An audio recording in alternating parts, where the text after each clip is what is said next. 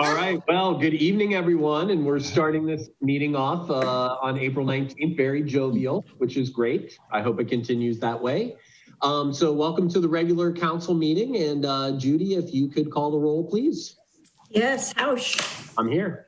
McQueen. Here. Stokes. Here. Krieger. Here. Curlis. Here. Also present are Village Solicitor Brianne Parcels, Planning and Zoning Administrator Denise Swinger, Public Works Director Johnny Burns, Village Manager Josue Samaron, and I would assume that Chief Carlson will be joining us. Is that the case? Yes. Thank you. Okay, great. So I know we have some announcements this evening. So Mary Ann, you want to start? Sure. First, I'd like to have Josue make an announcement about the village gardens. There was a letter in the paper that I think gave the wrong impression about the gardens. I think it's important that we correct it. So Josue. Thank you, Mary Ann. So the community gardens, I know in the letter there was concerns raised about the village's position on community gardens and the direction we're taking. I wanna first reassure the gardeners that their ability to garden on the 4 village-owned properties is not being impeded or restricted. There is a change in the overall organization, but the gardeners are free to continue to use their plots on the village-owned properties. So I want to put out that reassurance.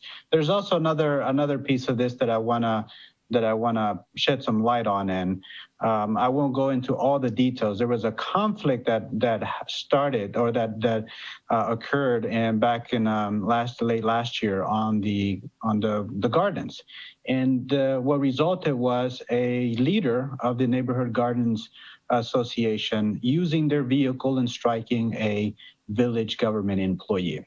So that individual was trespassed from the property. And as a result of that incident, we attempted to engage with the association to develop an operating agreement or lease agreement. How would the program function and how are they able to use the village-owned property? We have failed in our attempts to have a meeting and iron out the details of a lease or land use agreement. And because of that, we have restricted the Neighborhood Gardens Association from coordinating the gardens and using the property as they were using it previously. The association, the organizing body, particularly the leader, particularly the one leader that we've had the issues with. But we're not going to restrict the gardeners and our residents from continuing to use the village properties to garden. So please, if you're a gardener, plan on continuing to use the gardens. I'm the contact person for the time being, but we hope to have a well-functioning program for the community gardens. Just one more thing, Mary Ann. Now the door, we have not completely closed the door on the Yellow Springs neighborhood garden. I'm open to continuing the dialogue with the neighborhood gardens, and if there's a way for us to find a way of working that's collaborative and open communication, I will pursue every avenue possible. Thanks, Josue. I would just like to reiterate that I think the village government really supports gardening, and I think we've been very excited to have people be able to garden on village-owned property, and we really want it to work and are open to seeing new ways that gardeners can be even more successful. And sort of in that light, I would like to announce the celebrations for Earth Day weekend. Earth Day is this Thursday. This is also Ohio and U.S. Native Plant Month. So on Thursday, from noon to 6 o'clock, Agraria is having visits there, and you can go and find out what they're doing at Agraria. They're doing tours every half hour from noon to 6 this Thursday, which is Earth Day. On Friday and Saturday, our own Catherine Zimmerman's film, Hometown Habitat, is being showed at that very beautiful barn at Agraria. Both evenings from 7 to 9, and Catherine will be there for Q&A. Then on Saturday, we're having the native plant sale and swap in the Glen Helen parking lot. People can come there from 10 to 1. They can bring native plants if they have them to swap, or they can buy them if they don't have them. And then on Sunday is the culmination with the celebration at the firehouse. There are going to be booths with different kinds of information. The mayor will be there with a proclamation. There will be milkweed and games and things for kids and music. So 2 to 4 on Sunday should be a great event at the new fire station. So the other thing coming up with the Village Mediation Program is offering a training. There was a really neat article in last week's paper featuring Jay Rothman on leading into conflict. And the next 3 Tuesdays, the 20th, 27th, and May 4th, I think it is, at 7 o'clock, there are the trainings. This Tuesday is information. It's not really part of the training. It's information about the mediation program. And in order to sign up, there's this sort of complicated online thing, but if people contact Judy, who could contact me, or just contact me directly, I can get them the information if they haven't already signed up. And those are my announcements. Oh, one more thing. Yes. I hope people have seen the banner at the south end of town that's Habitat Community. I want to thank the village crew for putting it up. It's beautiful. I also want to thank Migua Ormo, who designed it.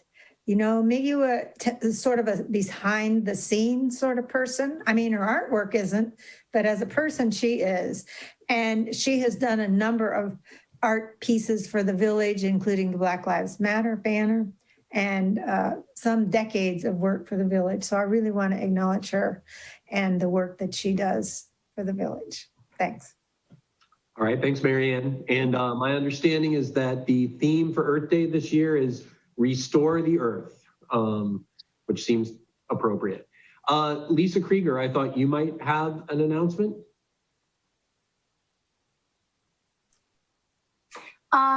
Yes, I do have an announcement, and that is that there's going to be a new Vida award granted, and it's going to be at an address on Winter Street for Sandy's Gallery.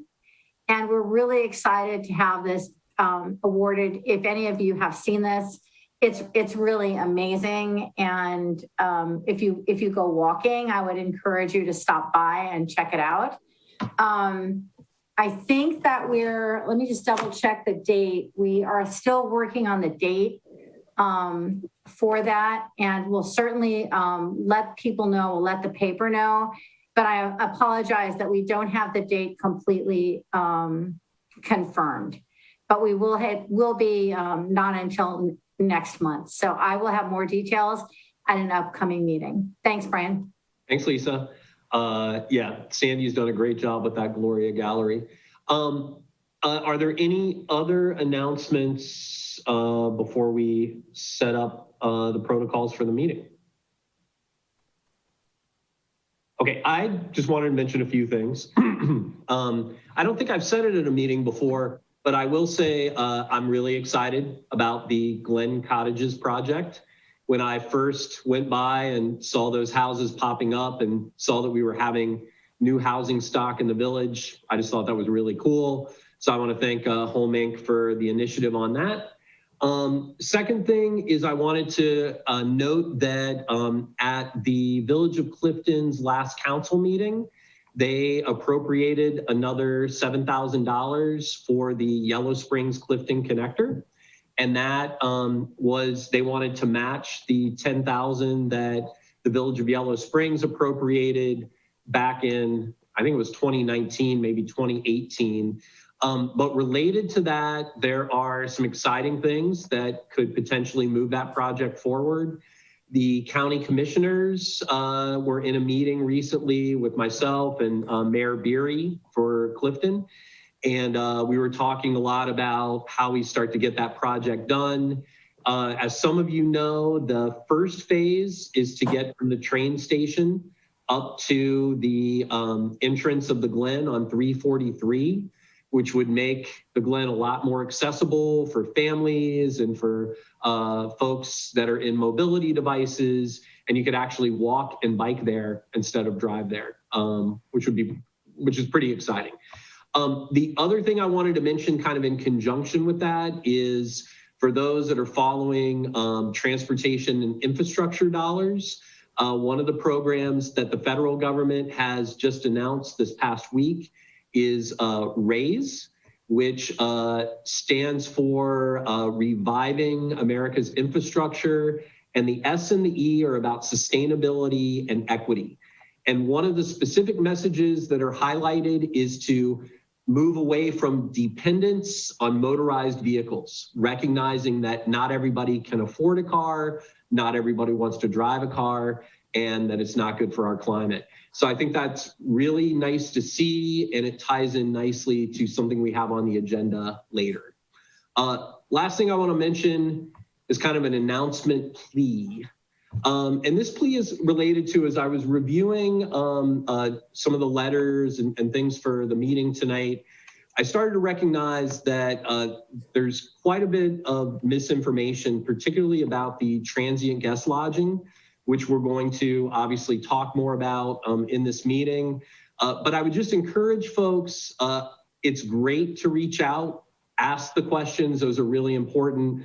But please keep in mind that council and the village team are also thinking about these issues, are also asking these questions.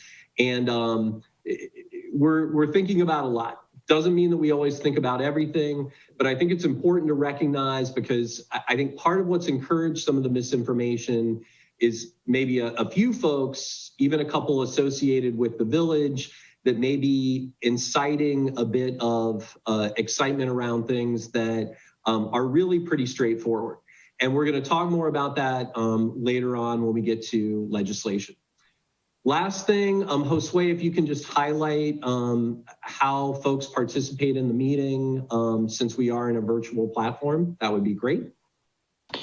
Thank you, Brian. As a reminder from a previous council meeting, we've implemented digital tools to manage how the public provides commentary during council meetings. So none of the rules and procedures have changed. We now have digital tools to better manage them. So if you're participating in Zoom and you would like to make a public comment during any of the legislation and public hearings, or during the open public comment section, if you could raise your hand if your camera is on, or if you go to the emotions, the reactions button on your dashboard, you can select raise your hand there. Also, the chat box is engage only for you to provide messages to the host. We prefer that one of those three options is a way to that you can indicate you wish to be recognized to provide a public comment. Judy, did I miss anything? No, I think you've got it. And people have been emailing and asking for the Zoom link right along, so. You know when Stiles first joined Planning Commission, question mark? Okay, so we are then going to look at, and I'll remind folks that we also ask that you limit your comments to 3 minutes. So we're now going to move to the consent agenda, which are the minutes from our last meeting, and I'll entertain a motion to approve. So moved. Second. Second. Okay, and Judy, if you could call the roll, please. Yes, Curlis. Yes. McQueen. Yes. Stokes. Yes. Krieger. Yes. Hausch. Yes. Thank you. Okay, next up is a review of the agenda. Anything we need to add, change, or modify? All right, if not, we're going to move into petitions and communications. And Mary Ann, if you could walk through those for us, that would be great. Yeah.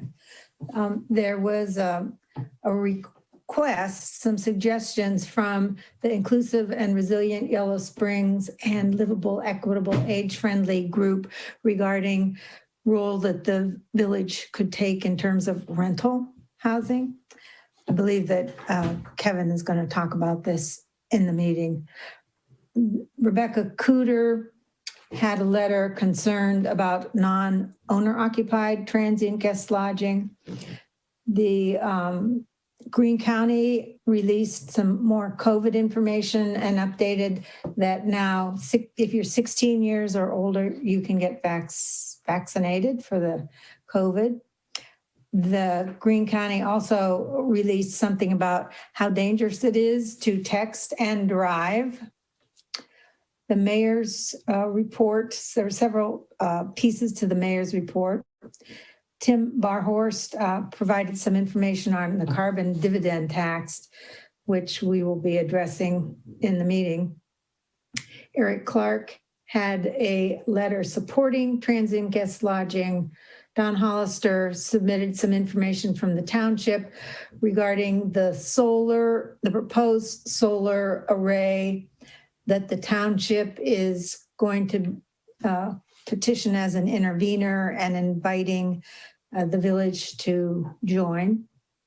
And Thea Tremaine had a letter in support of transient guest lodging. Thanks, Marianne. One thing I wanted to mention is I've heard in past meetings some interest in looking at how we support the township. And I would propose that we look at putting that on the next agenda. And the other thing I wanted to mention was related to, well, we'll get it to it when we get to the inclusive and resilient piece. So, all right. With that, let's move into legislation. And first up, we have the second reading of ordinance 2021-06. And Judy, we can read that in by title only. All right, this is repealing Chapter 882, Lodging Excise Tax of the Codified Ordinances of the Village of Yellow Springs, Ohio, and enacting new Chapter 882, Lodging Excise Tax. All right, can I get a motion? Brian, before anyone moves, I would reiterate that we are still awaiting an opinion from the Ohio Ethics Commission with respect to council members who I have opined have a conflict of interest and therefore should recuse, and the Ethics Commission has not gotten back to us yet. So if anyone needs to recuse because they have a current permit, then now's the time to do that. So I have a current permit, but Brianne, I have a question. So there's a distinction between people acting in their legislative capacity and their quasi-judicial capacity as on Planning Commission. Do you see a distinction? My distinction is that if it is anything that would impact you and the operation of your business interest as a short-term rental, then you should therefore recuse. Okay, so I'm going to recuse anyway, but for the record, I have a gutted room. It is non-functional, no sewer, nothing. That's number one. And number two, my understanding of the law is that generally applicable legislation, no matter how it impacts council people, if it's generally applicable, they can still talk about it and vote on it. So I'm going to recuse at this point. Thank you. Okay, can I get a motion on ordinance 2021-06? So moved. And a second? Second. Okay. All right, so where are we starting with this one? Josue, Denise, and Brian, we did a presentation at the last council session, so I think if you want me to cover that content, we will. You have all the individuals you need here for the information and the feedback: Brianne, Denise Swinger, myself, Matt Dillon, Johnny Burns. So I'm happy to answer questions that you would have, or the council members have, to help have the conversation, have the discussion, and provide you information you need to make a decision. Perfect. All right, so I'm going to open the public hearing since this is the second reading, and I will just kind of related to earlier comments. One of the things I want to emphasize that was discussed at the last meeting, but I'm not sure that it came out as clearly, is that Council is exploring a variety of tactics that will ultimately achieve a goal, which is to avoid removing houses from the market, or from the ability for people to buy or rent them, and those just being converted into Airbnbs, which affects the character of our community, affects affordability, and I think that this particular focus has been made pretty clear by all council members at various times. So that is the interest. And so I think related to that, it's very important for us to look at some of the things on the agenda tonight and to figure out how we are going to achieve that goal, to maintain affordability to our best degree, but also avoid houses being purchased and converted to Airbnbs. So with that, I don't know if any other council members have comments or questions. I know we have citizens that would like to comment, but I'll start with any council members' comments or questions. Yeah, yes, Go ahead, Marianne. I have a couple comments. I'll just say up front first, it's been confusing because I think we've had a couple of these legislations, and I get sort of confused about what's going after taxing and what's going after what. So at any rate, there were a couple things that I wanted to discuss. One was do not understand the charging the non-owner transient guest lodging $500. I understand charging them $500, but then it also says that then they will be charged $1,500. And I'm not clear of the distinction between the 500 and the 1,500. That's one question. Another concern, it's not really a question, is the fine of $1,000 if someone doesn't pay on time. I think that is exorbitant. I don't think it's realistic. As some council members know, we've had one, actually a former council member, receive a letter saying she was being charged $1,000 and she hadn't received the notices. And I'm not sure why we would be sending people to Xenia rather than to Mayor's Court. So I would like to have those, I'd like to have answered what is this distinction between the $1,500 and the $500 for non-owner occupied. I want to know, well, I'm just going to say I think $1,000 is too much to charge as a penalty if someone doesn't get their payment in on time. And I want to know why we would be sending people to Xenia. Well, I can't answer the $1,000 for current late payments penalties. That is something that is currently in the code. It was done prior to my arrival it was done when the transient guest lodging tax, or the tax was done in 2017. So that's part of the current code. If council wants to change that penalty, that's council's prerogative for late filing, late payment. However, the distinction between the fees for the certificates and the actual affordability mitigation fee that we're proposing. We've discussed with our finance director, Matt Dillon, how much time his office has had to input in chasing down the transient guest lodging tax. And what he can tell you is that based on the level of work that his department has had to do, that is the reason for the differentiation in the certificate fees, which will be annual. That's the 100, 100, 100, 500. And then when we're talking about affordable housing mitigation fee, the ones that are taking a residential structure out of the residential market, either for sale to an owner occupant or for a long-term rental, will be paying that $1,500 fee as a mitigation fee. And where we came up with that $1,500 number is on the basis of market rate rents. Right now, if you're looking at a market rate rental, someone suggested that council could make that fee $750,000. And the distinction between a fee and a tax is whether the fee itself is imposed to further regulatory measures to address your specified issue. In this case, it's affordable housing. Are you using that fee only for a narrow and specified purpose and it not going into the general fund?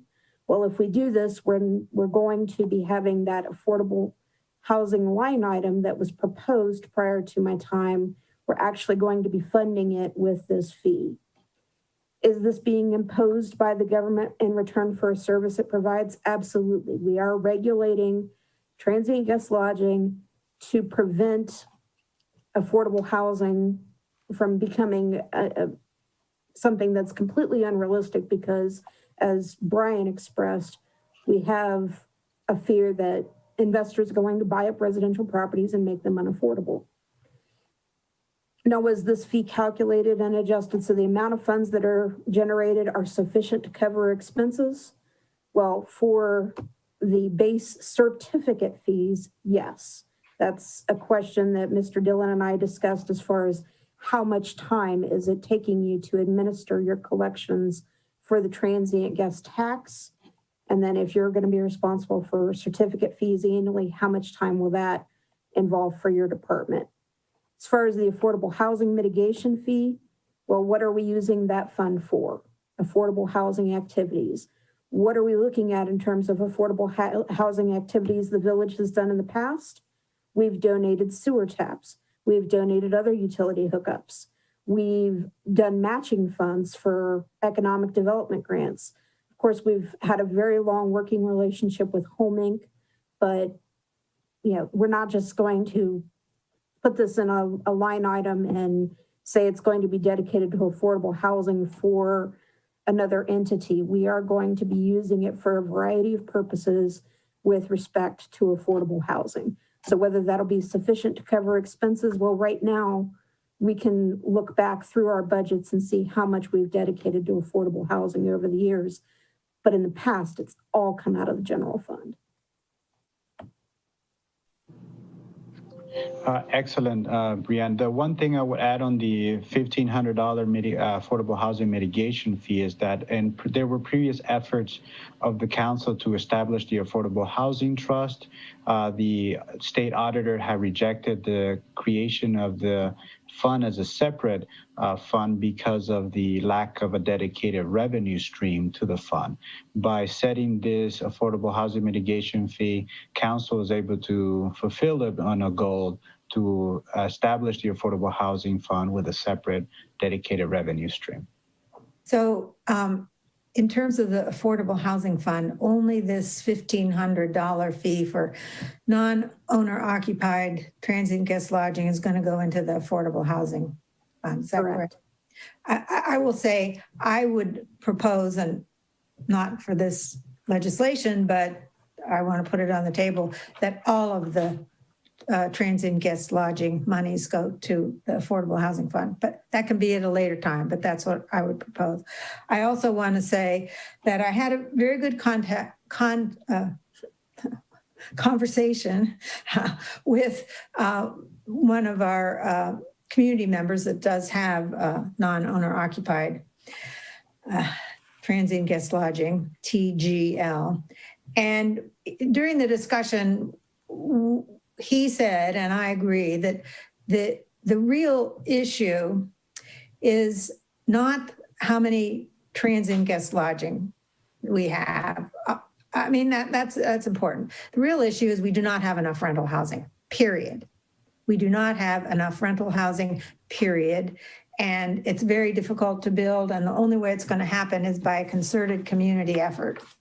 So this is a little piece of the problem, but not the elephant in the room, as they say.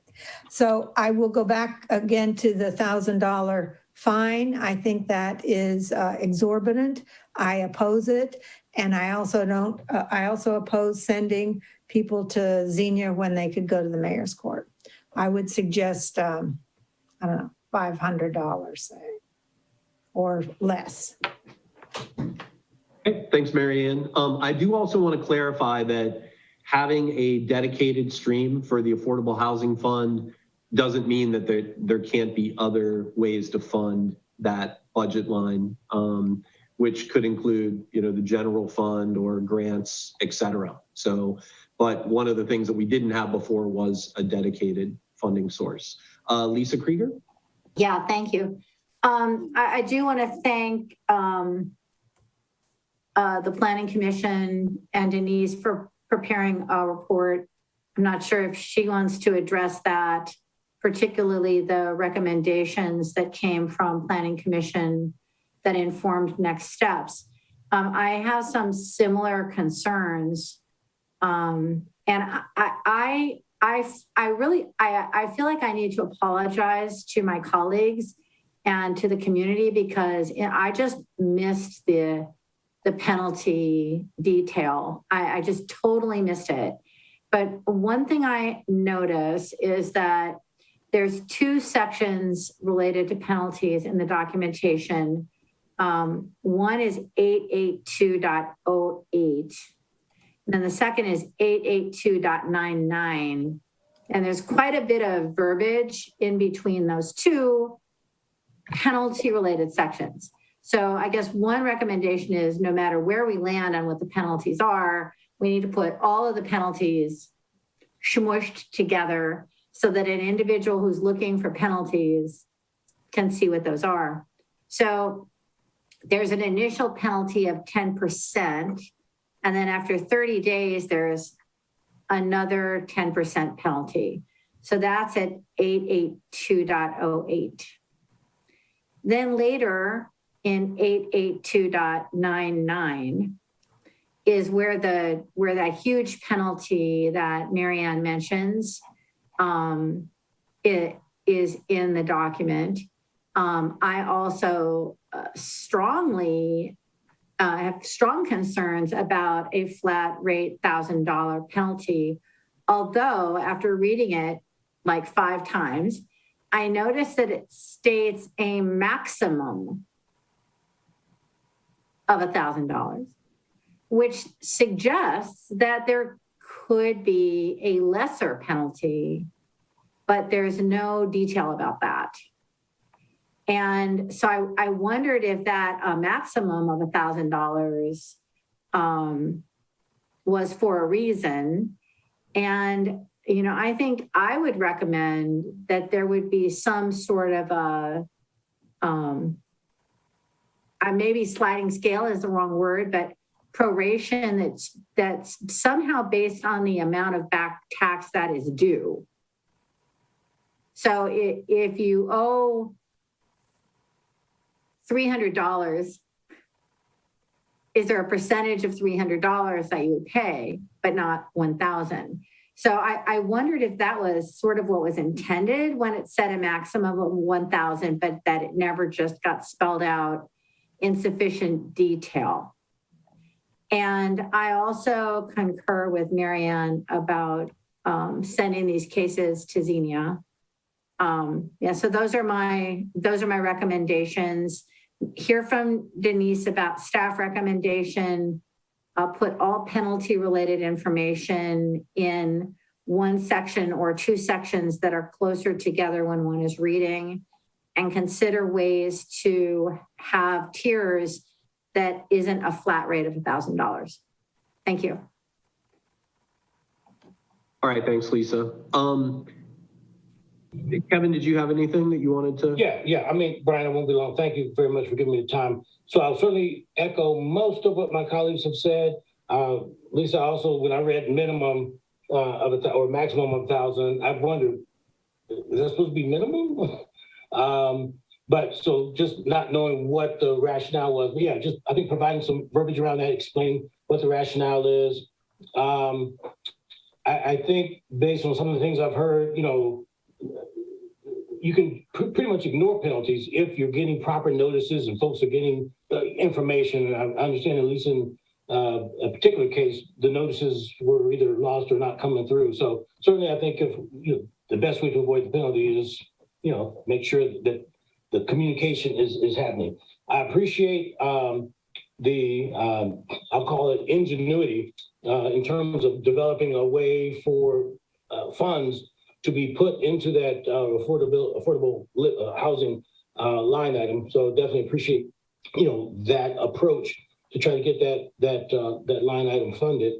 In general, I am 100% in favor of the approach, i.e., last year, 2 years ago, we had somewhat of a least invasive approach going from permitted to conditional use. And it was an experiment. So we experimented for a year and a half, and now we're seeing, the need to tighten things up a bit. With respect to, way down the road, depending on how our community grows, and yes, I'm in favor of 2 to 3 bedroom apartment homes or apartment communities. But as we grow with regard to the transient guest lodging establishments, there's going to be what I will refer to as a sweet spot. There's a number, I don't know if it's percentage of households in the village, some hard number or something, but there's a place where we'll get to nirvana, if you will. And again, I don't want to use words like caps or percentages, but there's a place where we can get there, and I think we'll get to that sweet spot, and we'll have whatever is considered, the right number of TGLs and where all these other needs, affordability, both in terms of folks having appropriate housing stock and the need that some folks need, and I support that, to augment their income. So again, I think all those things can be met as we get to that sweet spot. So again, thank you for all the work by the teams that have gotten us to this point.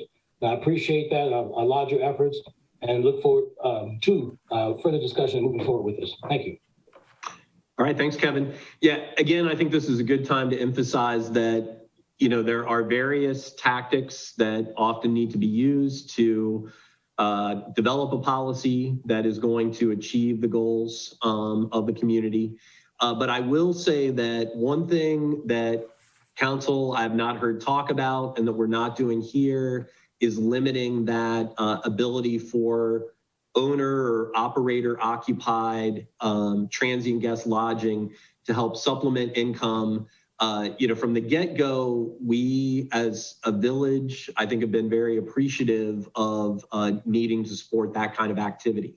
The other thing I want to say is that, I do appreciate that we do have these opportunities that allow for visitors to come and experience the community. So there are definitely a lot of upsides, which is, again, why we are focusing on a particular type of transient guest lodging, that being non-operator occupied. Denise, do you want to say anything else at this point before we hear from some citizens? Sure. Chapter 882 was not the chapter that the Planning Commission was involved in. So I did want to say that.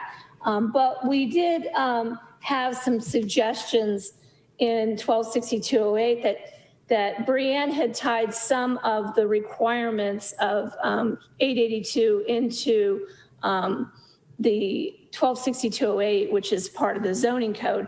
But just to clean it up, and I really was pushing to try to get this as close in time with this one, so they were in sync with each other as much as possible. But there were a couple suggestions that staff made that Planning Commission approved, and that was to allow these transit guest lodgings to have not more than one permit per property or per owner.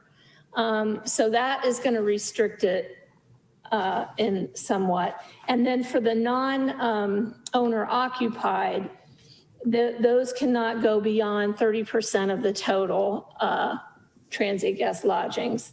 So right now, our non-owner occupied is at like 27%.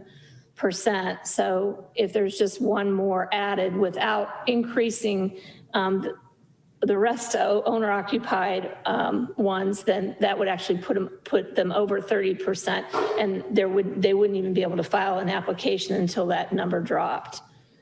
That's another way that we were thinking about, doing a cap on the total, but Planning Commission was suggesting, well, they really needed to kind of think about that. It was sort of late in the evening. I wanted to get something to council now.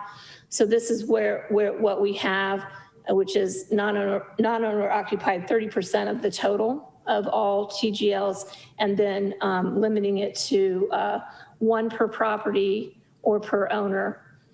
So that would, so in the case of what we just recently had, they wouldn't have come back for that second, that duplex. They would have had to have one long-term rental, and then they could have done a TGL in the other duplex.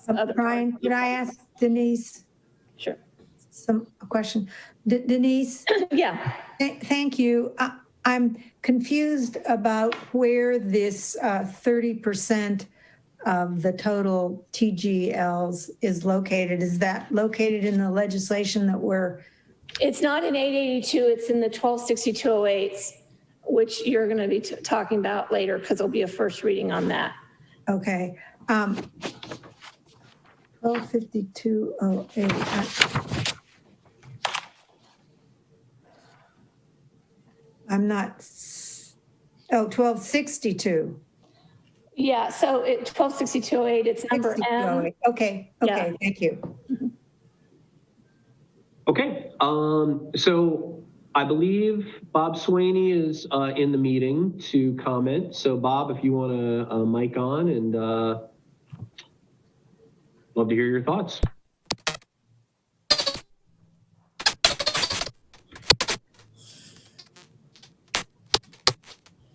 All right. Bob, we seem to be having a mic problem.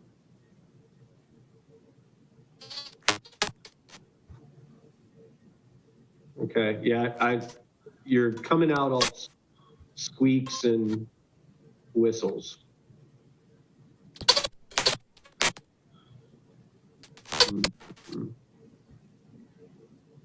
All right. Sounds like it might be a connection problem with the microphone, maybe. Maybe. Brian, Matthew Carson also wants to be recognized if you want to. Okay.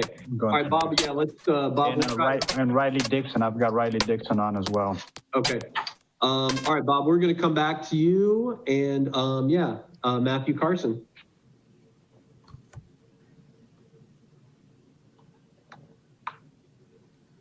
All right, Matt. I think there we go. Sorry, I was going through the process of unmuting. So this is my 15th Zoom meeting of the day. So get a little worn out. So, hey, thanks for having me. I appreciate you guys. I just wanted to point out a couple of things. One, the speculative market has already put first-time home buyers in a spot where they're not able to afford to buy in Yellow Springs. That's already like an effect of what's happened over through the pandemic.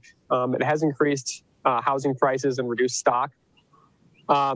The extra pressure created by Airbnbs, right, makes it really profitable for people to buy homes and basically just sit on them, right, and keep them unoccupied for most of the year while people are really struggling. I see that as a really serious threat to affordability in Yellow Springs, and frankly, I don't think this goes far enough.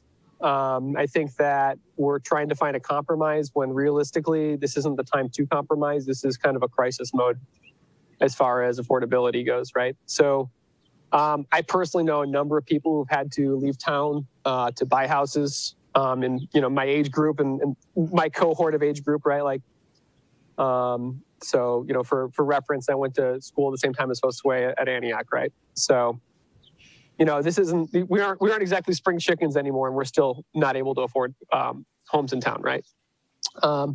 So realistically, this is only part of what needs to be addressed. The other part is housing speculation and how we're going to address that. So for instance, when I went to check out a couple of different houses in Yellow Springs, they were pitched to me as investment properties by real estate agents, right? Several real estate agents sort of explained to me how it's an investment property, not knowing like one, you know, I'm a long-term resident trying to buy a house for myself necessarily, right? The other thing that happened, a real estate agent says to me, yeah, you know, most of the Yellow Springs residents, they're looking for rentals because they can't afford to buy houses here, right?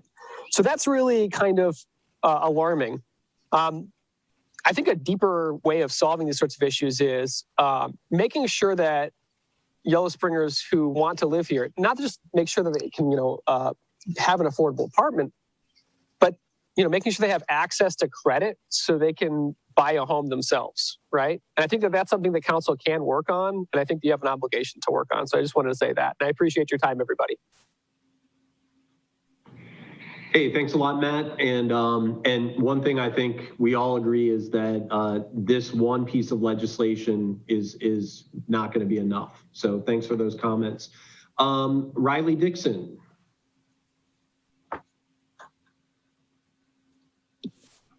All right, can everyone hear me? Yes. Okay, great, thanks. Good evening, council. My name is Riley Dixon. I've been living in or adjacent to Yellow Springs my entire life. I work for the news. I have a seat on the Environmental Commission. I share a community garden with several of my neighbors on Union Street. The village is my home. I care deeply about it. But I'm not speaking to you tonight on behalf of my paper, my commission, or my garden, but simply as an increasingly concerned citizen whose block is visibly being eaten up by TGLs. The jury is out. The data is conclusive. It seems a lot of council members know that. The economic costs and material effects of Airbnb imposes on a community far outweigh the benefits it brings. This fact is known and well substantiated by academic and private experts on affordability, housing, planning, and labor from across the board. I'm currently sitting in front of over a dozen peer-reviewed pieces of scholarship that show this, but also recent history show this, geography shows this. Airbnbs have a net negative impact on the economic viability of the cities, towns, and villages that allow them to proliferate unabated.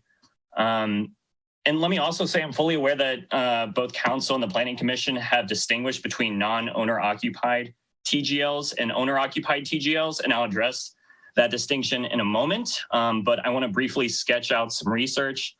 The Economic Policy Institute in 2019 brought forth evidence suggesting that the presence of Airbnb raises local housing costs. The largest and best documented potential cost of Airbnb expansion is the reduced supply of housing. As properties shift from serving local residents to serving Airbnb travelers, which hurts local residents by raising housing costs. And there's evidence this cost is real. He cites another study that indicates that Airbnb introduction and expansion in New York City raised average rents by nearly $400 annually for city residents. Another study combines Airbnb listings, home prices, and rents from Zillow and the time-varying zip code characteristics like median household income and population. And these guys find that a 10% increase in Airbnb listings in a zip code leads to a 0.42% increase in zip code rental prices and a 0.76% increase in house prices. They also find that the increased rents is larger in zip codes with a larger share of non-owner occupied housing. I could go on. Point is, there's a causal link between the proliferation of Airbnbs and housing costs. This happened in Austin, New Orleans, Portland, New York, Cincinnati, Columbus. But what does it mean for Yellow Springs? It means if Planning Commission and Council approves more variant applications for Airbnbs or TGLs, owner occupied or not, that my rent will get even higher. And that me and my partner won't be able to afford living here, and that the village will have lost yet another young family, just like it's lost so many people of color, artists, and recent Antioch graduates, all because they couldn't afford to live here. Again, the data supports this argument. It seems council knows this, but I want to emphasize the data. And briefly, Riley, you're at 3 minutes. If you can wrap up. Sure. I understand that council is choosing to legislate against non-owner occupied TGLs tonight. Fine. You want to impose a $1,500 annual fee, and I just don't think that's high enough. That won't disincentivize the village it won't disincentivize these non-owner occupied TGLs as I think council ought to. Make it as high as possible. Use the mitigation fund for greater and broader affordable housing expenses, as was expressed earlier in this conversation. Okay, thanks, Riley. Yeah. You know, and again, I want to maybe also emphasize, you know, within the context of us using different tactics, that this was the first disincentivizer that we could bring forward, the one that could happen the soonest. But I think we can certainly consider what those fees look like. All right, Bob Swaney, do we have a mic that's working for you now?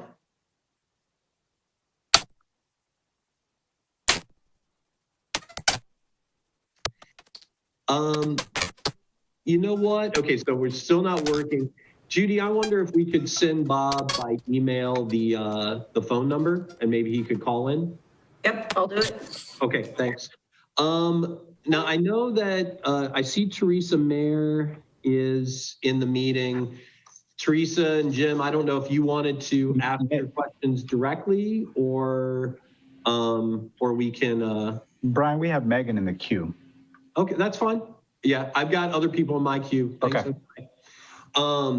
So otherwise, if I'm not seeing you guys mic on, Denise, did you want to highlight the questions or issues that Teresa and Jim Mayer brought up? Do you want to say anything? Well,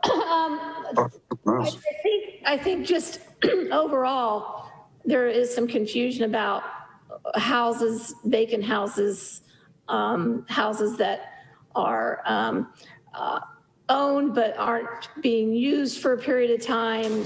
There was a mention of somebody going into Friends Care Center. But none of that applies. It only applies if you come to the zoning office and you apply for a transient guest lodging permit. We don't regulate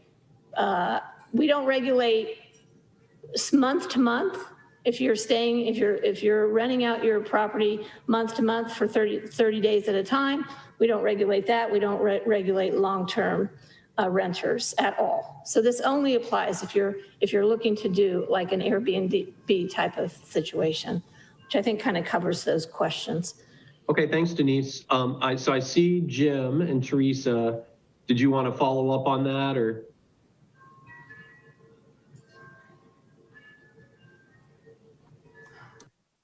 Okay. Are we unmuted? Yeah. We can hear you. Okay.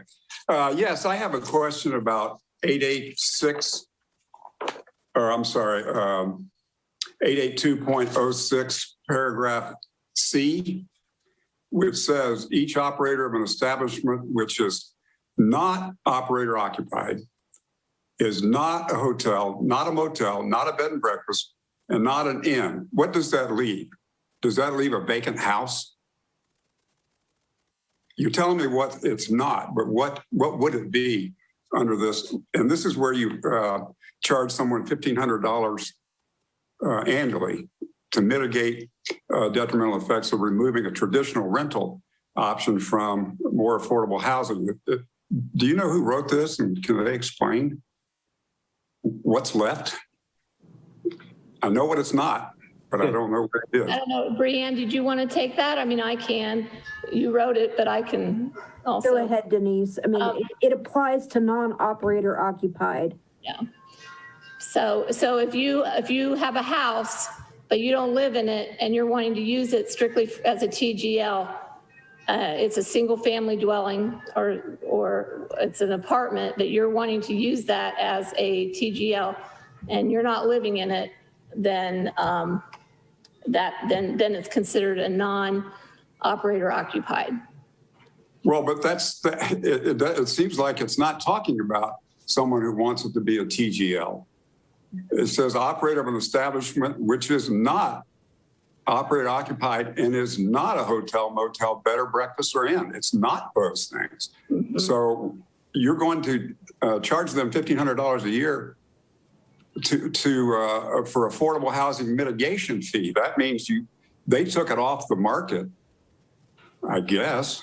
and it's now no longer available for a rental, I guess, and you want to mitigate that by charging them $1,500. It doesn't say anything in there about them having a certificate or asking for a certificate or being turned down for a certificate. It doesn't for an Airbnb. It doesn't say that anywhere in fact, I don't think paragraph C is even related to paragraph B, which is certificate fees for a hotel, bed and breakfast, operator occupied or not operator occupied. Am I wrong?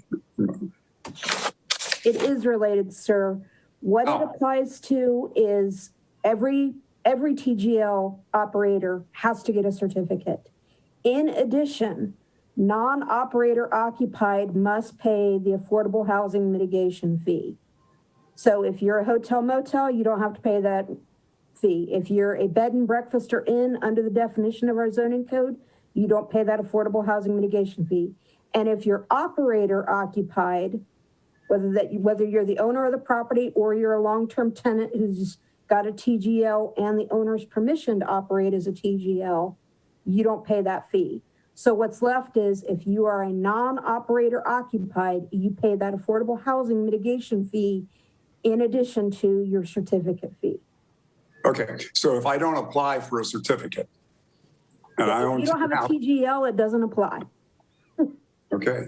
I don't know how that stops people then from buying up property, taking them off the market, which is what you're trying to accomplish, is to stop people from buying up houses and them not be available for rent. How does that stop someone from doing that? They just don't apply for a bed and breakfast and they can keep the house, keep it empty. Some people might want to do that if they're rich enough. Yeah, and I think that's where... And Brian and I talked about this earlier today. Yeah, and Jim, and I think that's, and Riley brought that up as well, that's potentially another issue that we have to look at, but not addressed here. Okay. Brian, I've got Bob on my phone. If you, I mean, he can speak to you through me. Okay, all right, let's try it. All right. Hi, can you hear me? Hi. Hello. Can you hear me? Yes, Bob. Okay. I guess my comments, mostly I'm in favor of anything we can do to promote affordable housing. I think perhaps there are a lot more things that we can do than this. And we've spoken to that this is just one of the things that you want to do. I am concerned about a couple issues in here, and it's not so much the price of the fee. People may not know me, but I operate Jailhouse Suites, which I have 4 apartments that I use, and I've done this for over a decade now. And it's been pre-Airbnb and pre just about any legislation that we've had in town. I've been grandfathered into. And of course, I have a vested interest in keeping other people out of this business because it helps my business if I do. But I am concerned about the FBI check, background check required every year. That seems a little odd to me that we would require that for this particular business, and I'm not sure that we require it for any other business in town. And it would be important to do it for this one. So I think that's something that should be considered. I understand that it certainly is a disincentive, but do we really want to disincentive this business to that extent? It seems onerous to me to have to do that. I would also say that I am running a business here in town. I do operate the business. I'm 72 years old, and this business is my retirement income. If you want to tax me another $1,500 a year or whatever the amount is, I understand that.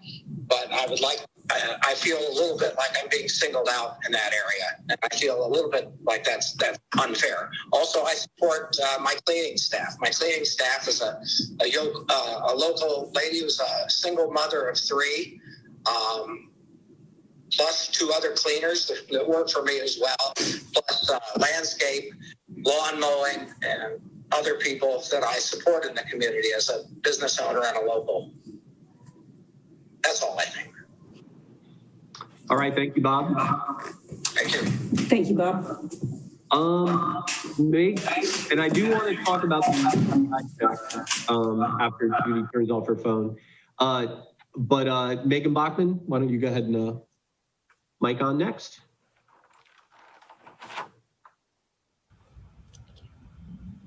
Oh, thank you. Megan Bachman, Yellow Springs News. I have two questions. The first is in regards to grandfathering. Can you explain more clearly who is grandfathered in under this? Who has to pay these registration fees, affordable housing fees? Is it everybody? Is it just newcomers? And second, I just want to ask some questions about the economics of this. Have you looked at kind of what is kind of the business plan for some of these places? You know, you have access to all that good data. You got the address. You have, I assume, number of stays and, you know, how much they're getting because we're getting those taxes. So I just wonder if you've run some numbers about what the economics are to buy a property to Airbnb at a certain number of days a year, and whether these numbers are actually going to disincentivize. You know, it's $250 a weekend would seem probably pretty standard. So, you know, that's 2 weekends that you pay for that registration fee. And, you know, it doesn't take that much, maybe a couple weeks, 3 weeks, you could get to the 1,500 if people are, you know, running weekly. So I would just really like to see if the village would kind of lay out a little more the economic case for that.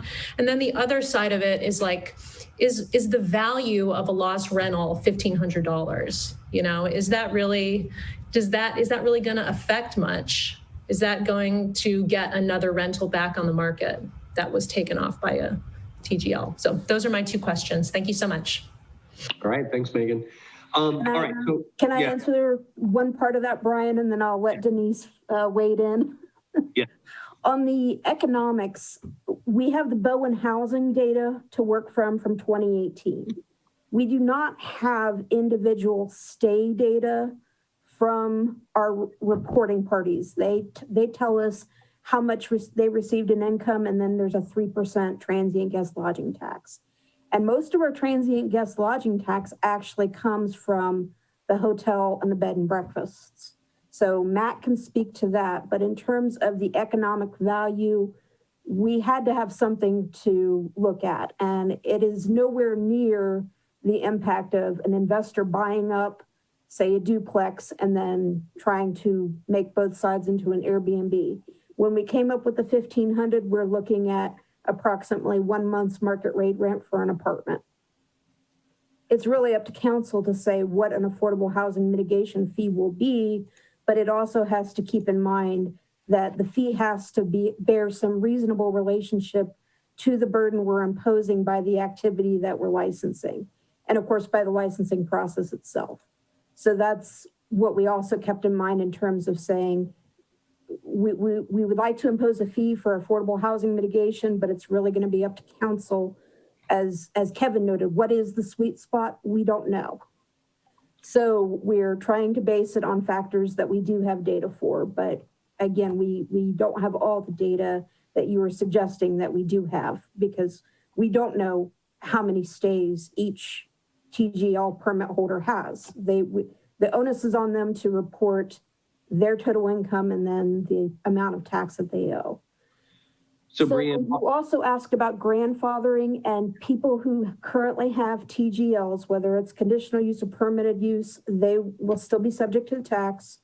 They'll be subject to the certificate fees, but they would not have to go through the conditional use process, and they would not be subject to the one property, one owner restriction if they are in fact grandfathered because they already have a TGL permit.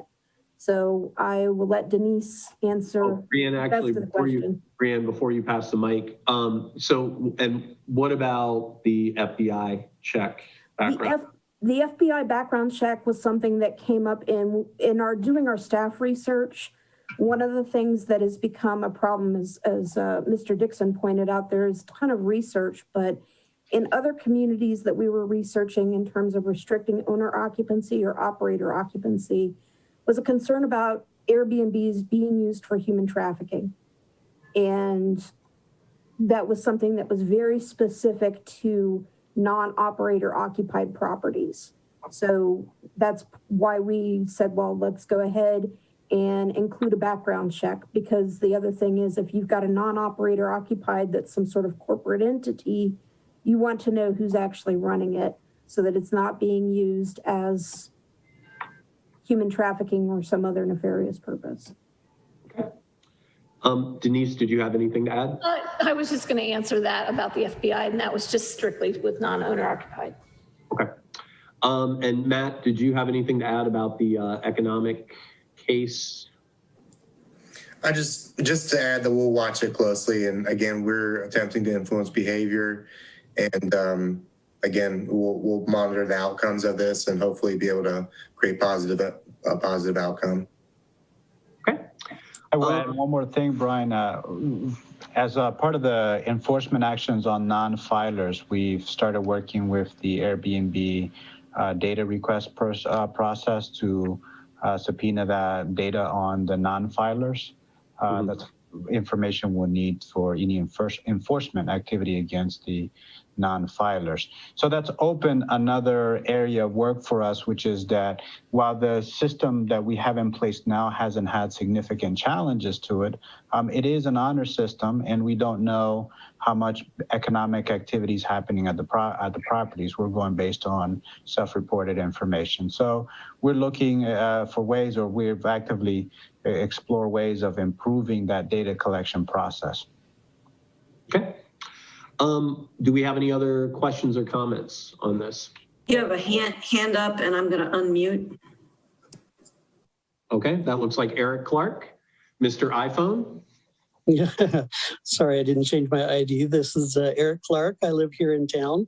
Most of you know me. I used to own the Springs Motel on the edge of town. I now have a house with an auxiliary dwelling unit that I do use as short-term rentals. I also own a piece of property that has a family living in that. And behind that, I have another accessory dwelling unit where my sister resides. So I have a little bit of everything going on here. One of the first comments I want to make is that something I believe should be separated out from the standard TGLs that you're looking at, and that would be all the people that are using just simply a bedroom out of their home. Something that it doesn't have a separate entrance or anything like that, that they're receiving some sort of a remuneration just simply to kind of help with the tax situation, utilities, et cetera. And I'm not quite sure that those people should necessarily be lumped in with the rest of us. If your goal is to talk about the affordable housing, when we look at the numbers of the people that have the TGLs, I'm really not sure that they should fit into this category, because for them, whether or not they rent out a room in their house is not, I don't believe, is going to affect the number of units that could be taken off the market. Another point that I'm going to make is that in spite of the fact that some units do become removed from the general populace, the benefits that we bring in to the town can easily be looked at something that is really a benefit, especially for the merchants downtown. You know, when somebody comes in and just spends a night out at the motel or hotel, they're going to come in, probably have dinner somewhere. The next morning, they're going to leave. When people come in and stay 2-3 nights, maybe even 4 nights a week, something like that, they become a part of our town. And they spend an awful lot of money downtown. And I can absolutely guarantee that just from my 12 years of having the motel. I could see that over and over again. So I think that we kind of look at it as a risk analysis. Yes, we take some properties off the market for people to rent, but there are also benefits that come along with that. And I think also we really need to look at all of those factors before we just start trashing the TGLs, thinking of every way you can tax us to death, and then ask, you know, what's the next business that we're going to look at? Well, what happens if we end up with extremely high demand for places downtown where the merchants need to be, or they no longer being used for storefronts. Eric, that's 3 minutes. Oh, gotcha. Okay. Thank you very much for your time. I very much appreciate it. You may mute me if you wish. Thanks, Eric. Okay, any other comments before we talk about voting? Okay, so I think I heard a couple suggestions for revisions. So are there any motions related to that?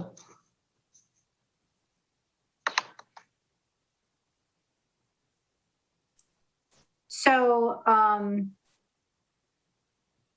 just before I make a motion, I want to comment and follow up to Eric's that this is only related to non-operator occupied, not people who are renting a room in their house. So I think I'll probably botch this motion, but it's something along the lines of moving to approve with modification that the penalty information that currently allows, it appears in 88208 and 882.99 be moved to be more adjacent in language. What I'm worried about in making a motion is the second part, which is more complicated, which is the penalty in 882.99 with a maximum penalty of $1,000. I'm concerned that perhaps staff needs time to think through a prorated or percentage of tax owed approach to that. But at minimum, it shouldn't be a flat rate of 1,000. So maybe I totally botched that and someone else can do better. I don't think you botched it, but I would suggest that you could move to table with asking staff to make that revision based on whatever staff needs to do to come up with this, as you called it, a sliding scale or a percentage scale for a maximum penalty. And so here's my concern, and Brianne, and that is given the amount of concern from the community and the number of concerns from council, that perhaps we shouldn't vote tonight until we see that revision. Right. But I'd be interested in what others think. Yeah, and I would also reiterate, we are still waiting on an ethics commission opinion, and we have one council member who has recused, but if the ethics commission says it is permissible to go ahead and have that discussion, if we wait, we might have the ethics commission opinion by then if this is tabled for the purpose of making that revision.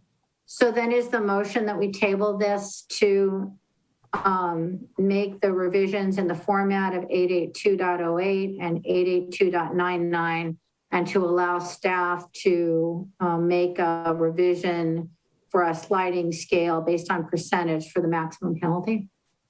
Can I, well,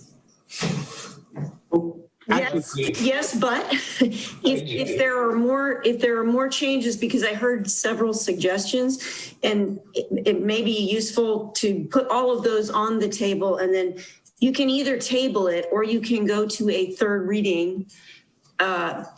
You've got either option, and the going to the third reading delays it a little bit less potentially. So, Lisa. Go ahead, Max. Matt. Hi, this is Matt. One issue that I have with the sliding scale is that we're penalizing a flat fee because they haven't provided their tax form. I don't have the data to provide a sliding performance-based scale if they're non-filers. So I still have outstanding files for tax reports due to us.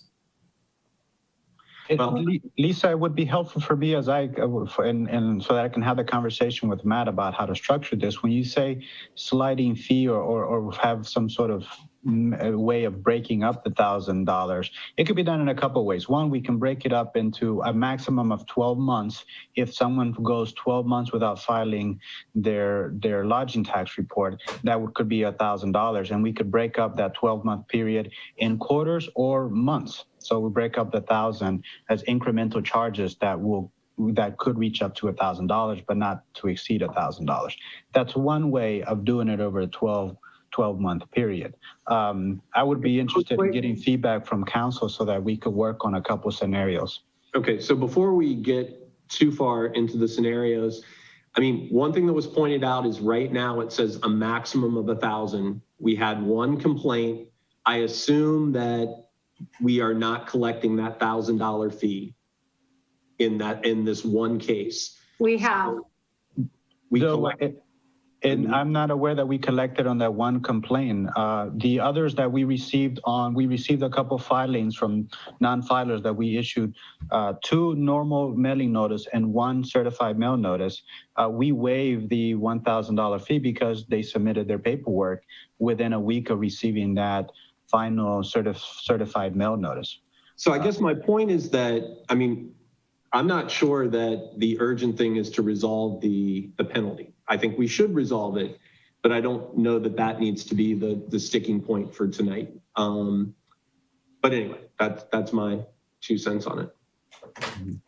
I did have a comment to Brian, Denise. What I think Eric Clark was talking about was someone who rents a room in the house versus someone who has an accessory dwelling unit in the house.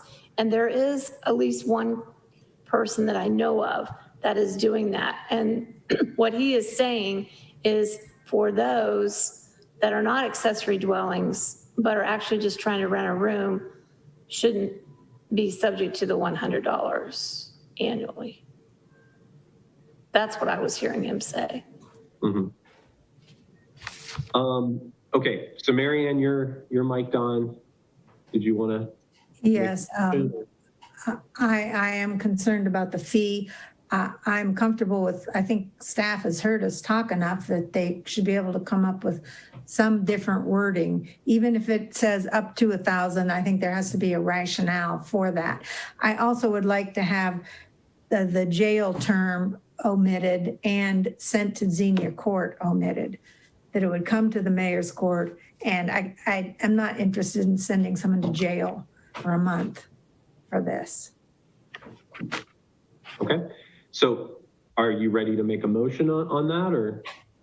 Well, I think we should table it and have staff work on what we've talked about and come back the next council meeting. Okay, and so, I mean, so we'll make that motion. Just a reminder, until anything is passed, anyone submitting an application will be under, the former code. But you want to go ahead and make that motion, Marianne? Yeah, yes, I move that we table this legislation to give staff an opportunity to address the issues regarding the penalties that have been raised at this meeting. I second. Okay. Any discussion? Okay. If not, Judy, if you could call the roll. McQueen. Yes. Krieger. Yes. Stokes. Yes. Hausch. Yes. Thank you. Okay, next up we have ordinance 2021-07. Judy will do that by title only again. All right, this is dedicating a revenue source from affordable housing mitigation fees for the fund established for the furtherance of affordable housing in the village of Yellow Springs. All right, can I get a motion? I move for a 2021-07. Second. Okay. All right, Matt Dillon, are you giving us the quick overview on this, or? I can jump in, Brian. This is a follow-up to a previous council goal. It's council's intention to start an affordable housing fund. We were unable to do that without having a dedicated revenue stream that is separate from the general fund. Now that council is considering an affordable housing mitigation fee associated with the non-operator occupied TGLs application and management process, it is important to reauthorize that affordable housing fund so that we can have a place to put those revenues from the affordable housing mitigation fee on the non-owner occupied TGLs. Okay. What do we think that the revenue source could be? Based on the numbers that we have now, that we have eight TG non-operator occupied TGLs, we think that the fee could generate, the revenue to be generated from this additional fee would be in the range of $10,000 to $13,000 a year. Okay. Are there any questions or comments? And keep in mind, this is a first reading. Yeah, Kevin here. Hopefully just a procedural question. Yeah, so this ordinance says since we have the funding source, we can go ahead and get the line item. But again, from a procedural standpoint, do we need to finish with the previous ordinance and actually have that legislation in place before we move forward with the line item? Yes, correct. They go hand in hand. You're referencing in legislation for the lodging and excise tax. In that legislation, we wanted to present something to council so that the record speaks to where that money would then flow into. So you're not approving a fee that doesn't have a fund to go to or some final destination. We didn't Kevin, talk about... I think in terms of procedural, because this is a first reading, no, you could not have a second reading and pass this ordinance until you pass 2021-06, but you can hold the first reading. Yes. Good. Got you. Appreciate you both. Thank you. Any other questions or comments? Yes, I think that all of the money from the affordable tax, from the transient guest lodging tax should go into this affordable housing fund. And I'm just wanting to know if there are other council members that would support this. Well, are you saying like all of the tax, all of the fees, regardless of the situation, every cent? Yes, all of the money. Well, I think, I mean, that sounds good on the surface, but I think it towards what we've talked about in previous years and in terms of some of the things we want to do with some of that revenue, whether it's directly related to housing or not. So having said that, I guess the question is, are some of those things that we've used the funds for in the past, would they be covered by the funds in this line item if we put them there? Okay, I don't want to take a lot of time on this. I know we're behind already. I was just sort of doing a quick straw vote. And if there's not support, I don't want to have to spend 20, even 10 minutes talking about it. Move on and I can bring it up again. Mm-hmm. Marianne, my concern would be that there's no allocation for staff time, which is a real cost involved in administrating this various transient guest lodging stuff. And okay. Laura, are you back in, or were you gonna say something? I'm not commenting on the source, but I've said in the past that I'm not favoring establishing a permanent housing fund. I'll just say council should be careful of, if they do, of the source. It's kind of like, it seems to me, like taxing cigarettes. You really ought to be getting rid of cigarettes, but now you're dependent on them. So just saying. Thank you. Thanks. Marianne, what I'll say is that, we can always allocate funding to the affordable housing line at any time. And that shouldn't hold up this ordinance. But I'm interested in further discussion about your proposal. Okay, anything else before we move to the next ordinance? So I'm not going to take a vote, and we will do that at the second reading. And we'll move on to ordinance 2021-08. Right, this is, I don't like. sorry, this is amending section 1262.08 of the codified ordinances of the Village of Yellow Springs, Ohio, with respect to transient guest lodging, special requirements for conditional use permits. All right, can I get a motion? Recusing. Okay, thanks, Laura. Can I get a motion? Okay, Kevin moved, and a second? Second. All right, thanks, Lisa.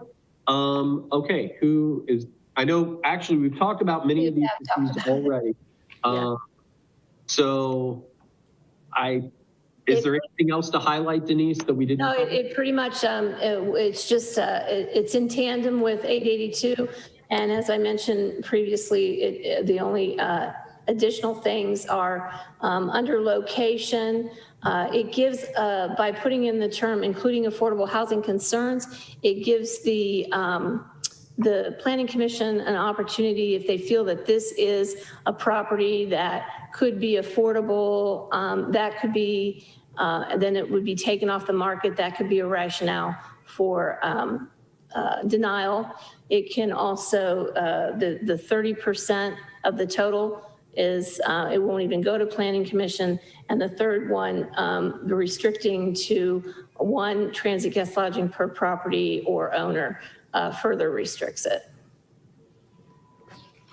Thanks for that overview. Are there any other questions or comments for Denise?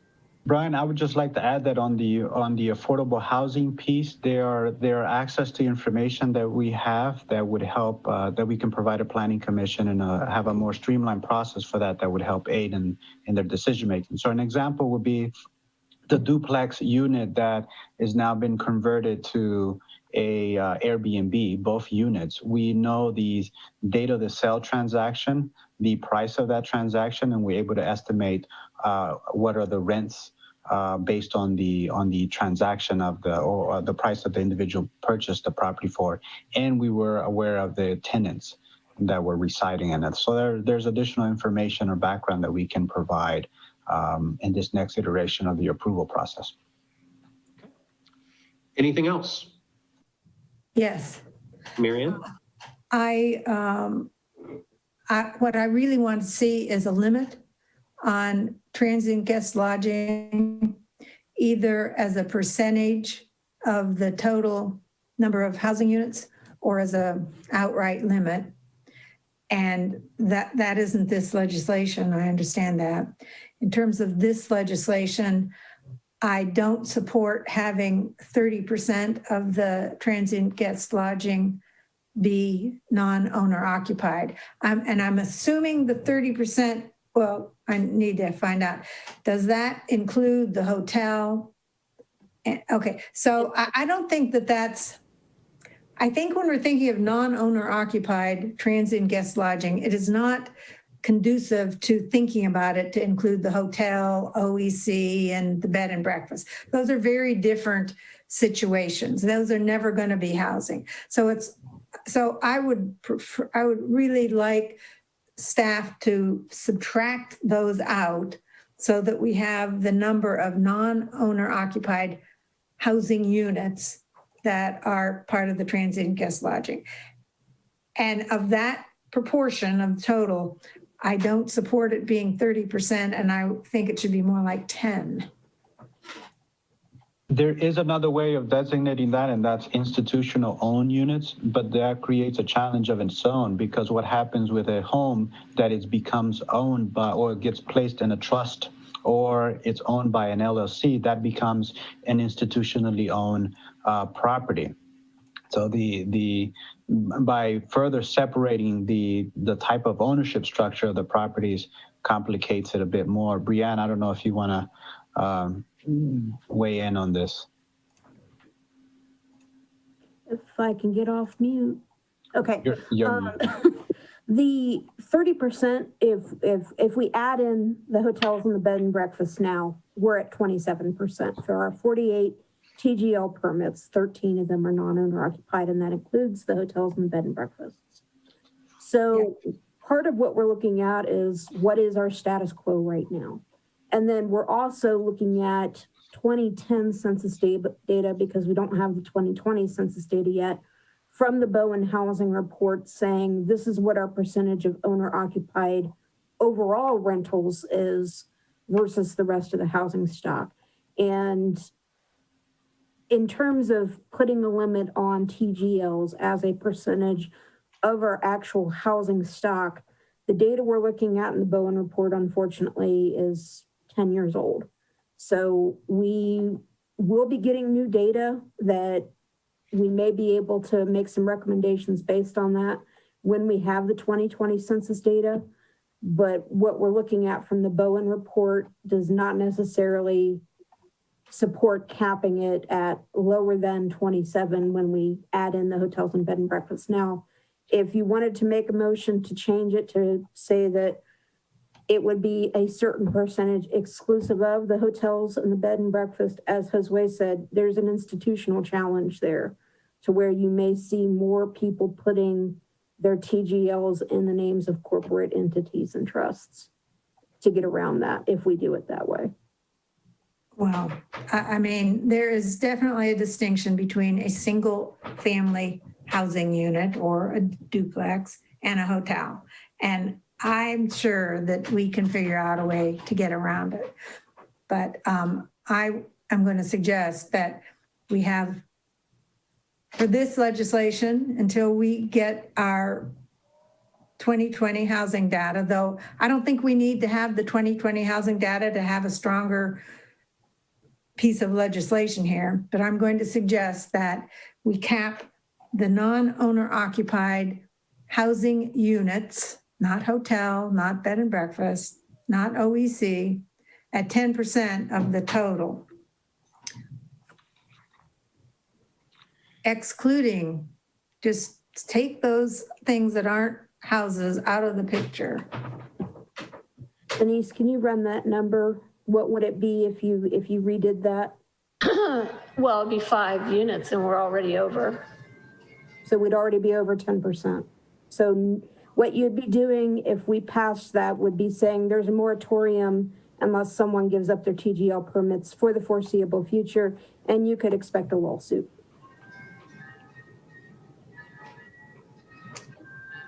That's what I think. Okay, any other questions or comments? I would just say, I mean, I'm certainly sensitive to what Mary Ann is saying. I think the safer approach is, excuse me, to the point that Brienne made, looking at the status quo. I mean, we're practically, we're just one step away from a nice moratorium. It's still a moratorium because we're going to get to the 30%. So we're very close to it. So, that sort of goes in that sort of sweet spot things, like where we are right now, it can't get any worse. Kevin, can I say something though to that? Sure. That's based on the total of TGL. So like right now I have 3 applications, but I think what I'm seeing, and I don't know if this is a trend, I don't know, but people who are buying houses are now also adding ADUs, and maybe they need it in order to be able to afford their house.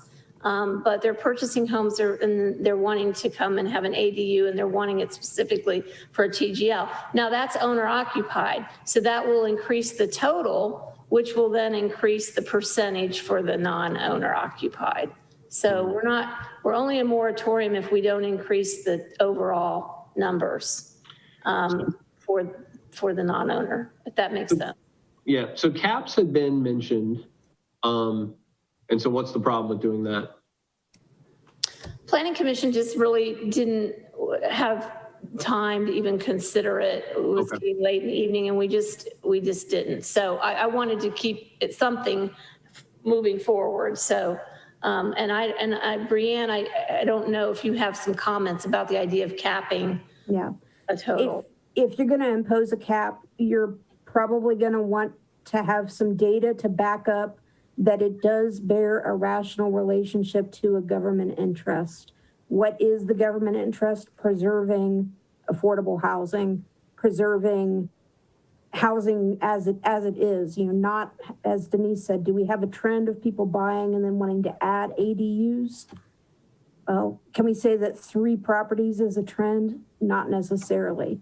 So, I mean, from a legal perspective, anytime that you impose a ban on something, you can expect it to be challenged. Whether or not it would be overturned as, you know, a valid exercise of the zoning power, that depends on how severe you make it. You know, we have stated that there are some times when we need legal opinion outside of the contract that we have for a solicitor.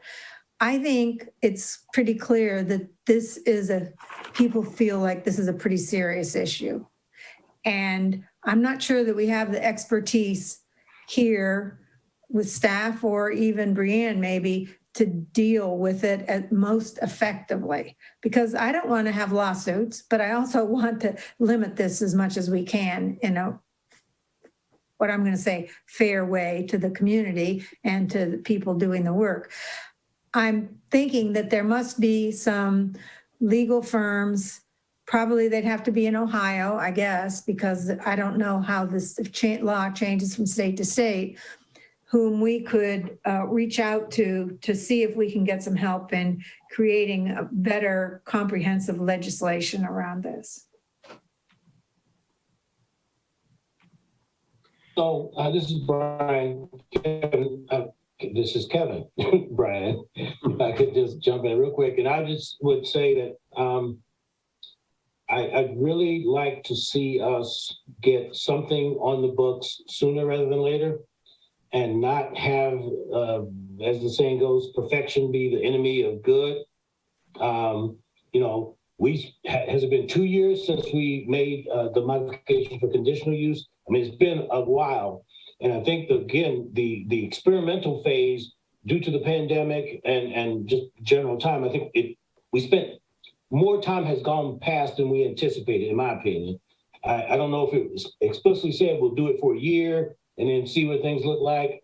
But I would submit, let's move forward, get something on the books, and I would be more than happy if it comes back needing some modification to the ordinance in 2 or 3 months, as we tend towards that perfect piece of legislation. But in short, I'd like to just get something on the books now. Yeah, I agree with that. I also agree with, I'd like to go as low as we can on, you know, either a cap or a percentage. And I did hear Denise say, you know, now and earlier that didn't get, you know, really get delved into. But I don't think it makes sense to call a vote on this first read, because I expect that there's going to be some modification coming back to us for the next meeting. So anything else before we move to the next piece of legislation?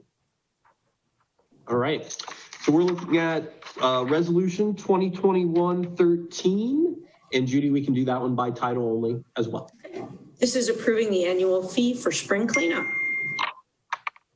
Okay, can I get a motion? So moved.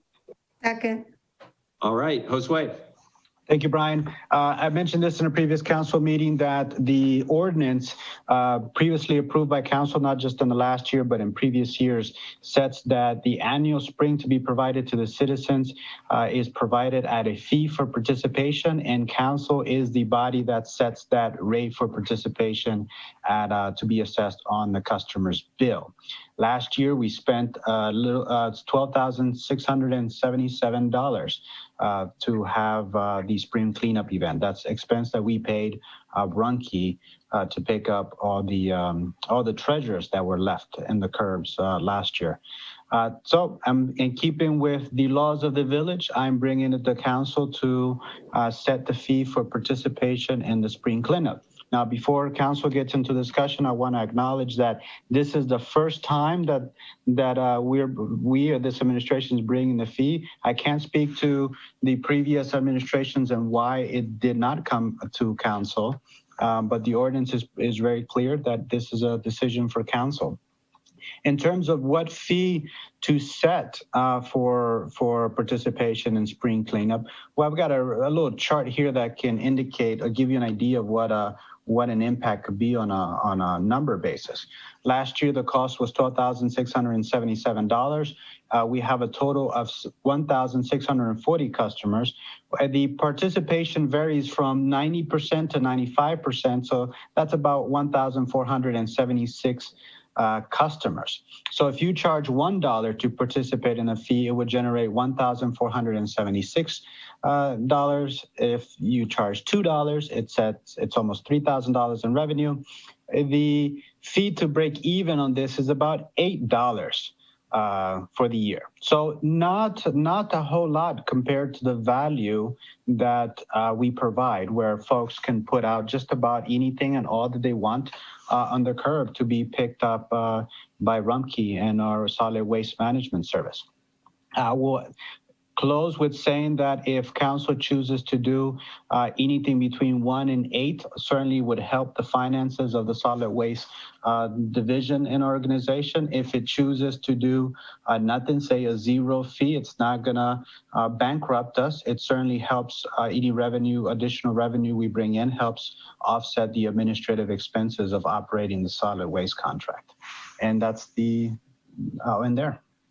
I move that we charge $8 per customer for the annual fee spring cleanup. Second. Okay, any discussion? I have a question. So only participating customers get charged? Yes, only participating customers would get charged. And we have what we believe with Rumpke, a very good process to identify the customers that will be participating. There will be two ways. They could complete a form that they're participating. They can call us and indicate that they're participating. Or Rumpke would say, hey, this household participating by putting their things out. Okay, Marianne? Yeah, I question whether the work that would need to be done to identify who is and who isn't participating and collecting the money is worth it. In terms of collecting the money, it just gets put on the utility bill. So we wouldn't go around collecting payment from folks outside of the regular utility billing process. Yeah, I assume Marianne meant sort of distinguishing between the 5% that don't participate, but were you saying that's identified by Rumpke? Yes. Okay. Any other questions or comments? Okay, Judy, let's call the roll. So I am calling a roll on Lisa's motion, which is to set the fee at $8. Curlis. Yes. Krieger. Yes. Stokes. Yes. McQueen. No.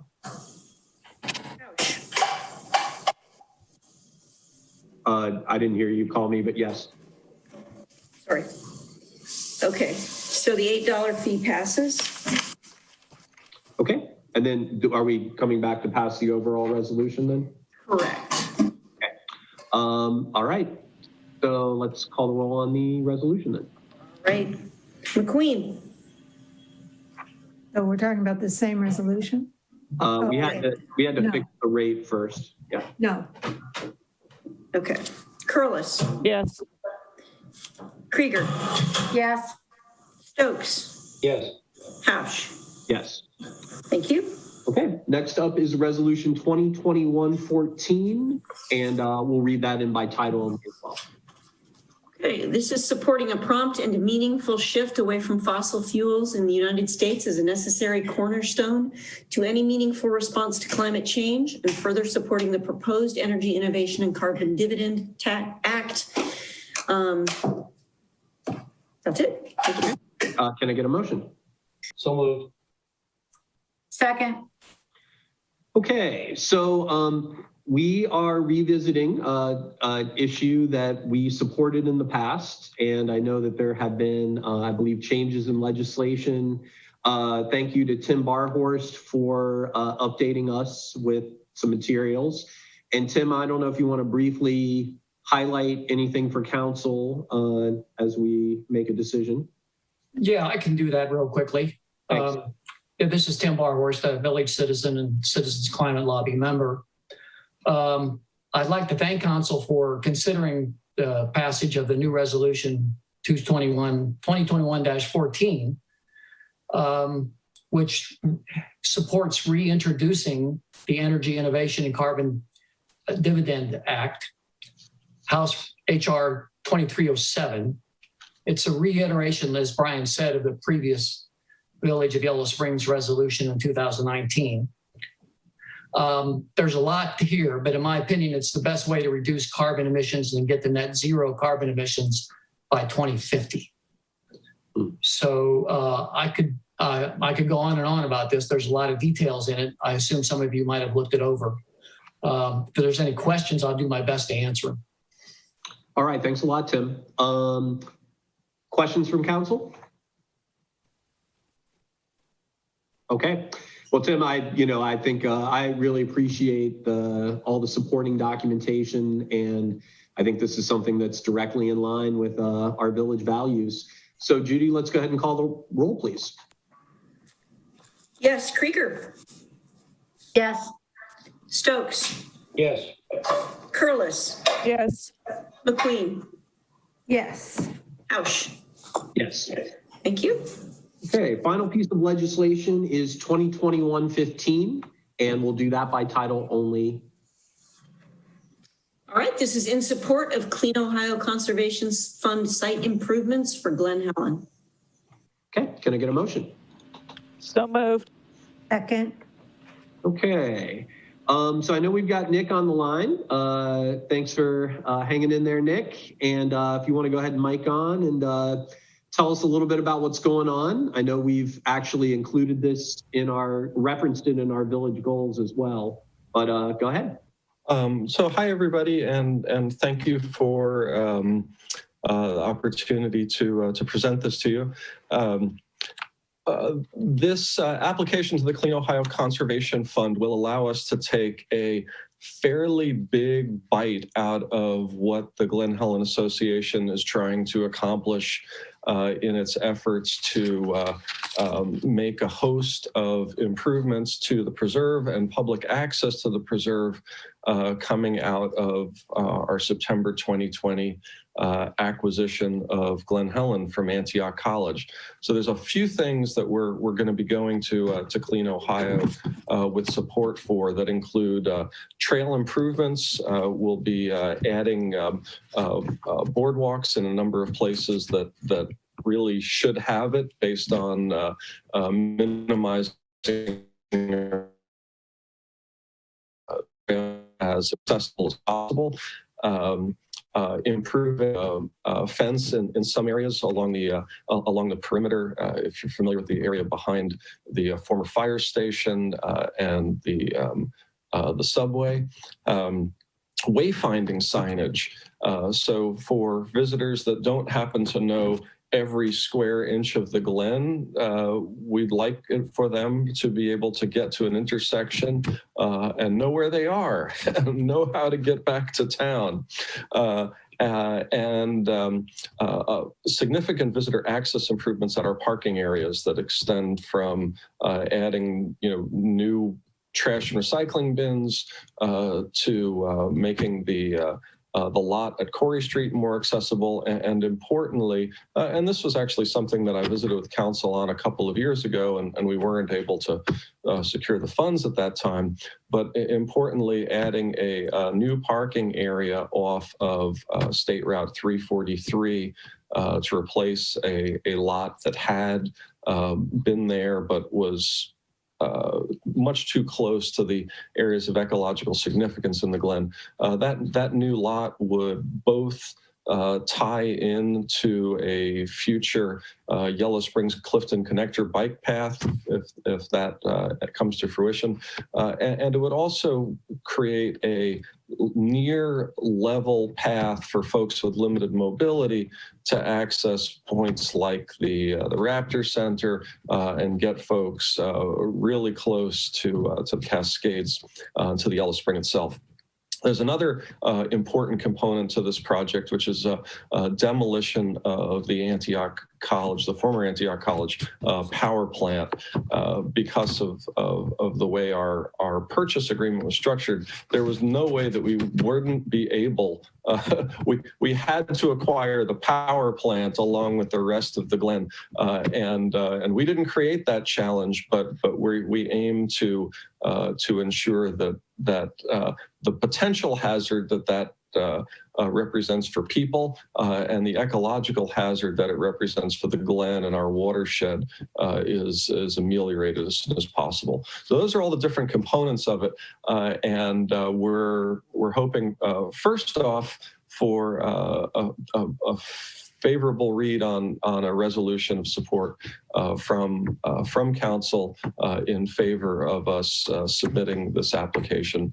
It will carry weight and help the Ohio Public Works Commission, the Clean Ohio Conservation Fund, give our application a favorable review.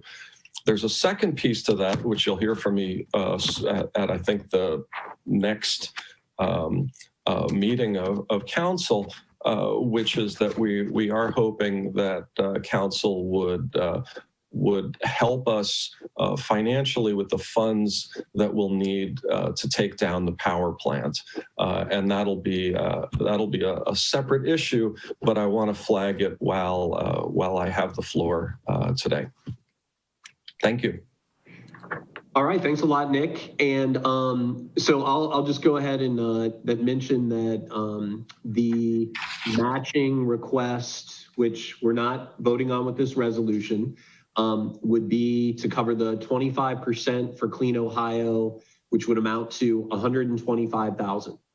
So one of the things that we will need to do is look at what's going on with our green space fund, because there is a reserve on some of those funds for the Tecumseh Land Trust project, and also think about other possibilities if we're going to consider that match. And I do understand from talking with Nick that us being able to support that match makes the grant, of course, even more competitive on top of this resolution. So can I add one thing, Brian? Yeah, please do, Nick. Just to clarify, yes, you have that absolutely right, and I just wanted to clarify that our funding request to the village relates to the match only for the component of the project that's the power plant demolition. We're not coming to the village seeking matching support for the other components of the project. All right, thanks for clarifying that, Nick. Any questions for Nick? Okay, well, it's a great project. I know Laura has brought this up before. I've learned a lot more about it from talking to Nick. And let's go ahead and call the roll then, Judy. Stokes. Yes. McQueen. Yes. Curlis. Yes. Krieger. Yes. Hausch. Yes. Thank you. Okay, and yeah, I expect we will then be discussing that second ask at our next meeting. All right, now is the time on the agenda for citizen concerns. So any comments from citizens about any items that are not on the agenda? And do we have any citizen concerns? Okay. Seeing none, and given we expected that the meeting was going to be extended, at least legislation, because there was a lot of new things to consider with TGLs. So we are going to, unfortunately, move the special report on strong towns to, I would like it to be at our next meeting. And we're going to move then into old business. And I believe Kevin's leading off this item on inclusive, resilient Yellow Springs. Yes, Brian, thank you for this opportunity. Because we just have 10 minutes, I see Canetta's here.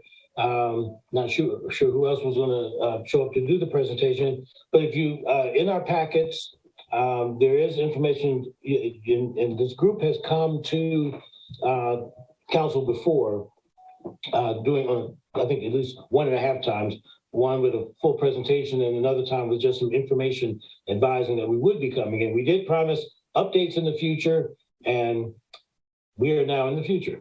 So I see Kaneta's here, and Josue, well, Kaneta, do you want Josue to present the presentation? Yeah, that works for me. Okay, Josue, are you in a good place to do that? I'm pulling it up. All right, great. And once it's up, Kaneta, you have the floor. Thank you.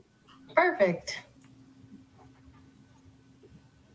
You can start talking now, Kaneta, and now.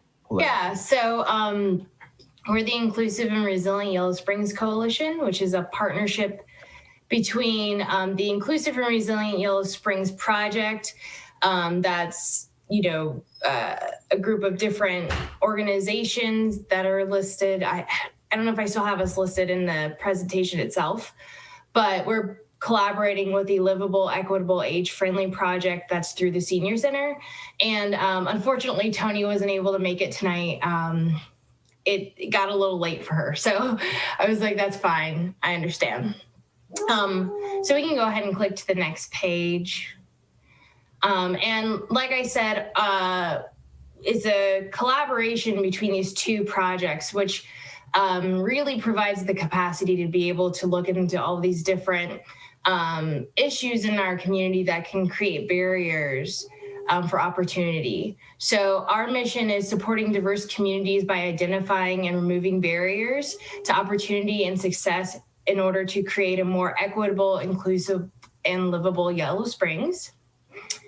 So we can go to the next page. And so we're just kind of giving you a brief update about where we are in our plans. We're in the process of doing some strategic planning. So I put together some bullets kind of reviewing the items that we have coming up over the next year. So we're going to be hosting the Cost of Poverty experience, which is that immersive experience that I explained last time. It's through CareSource and Think Tank.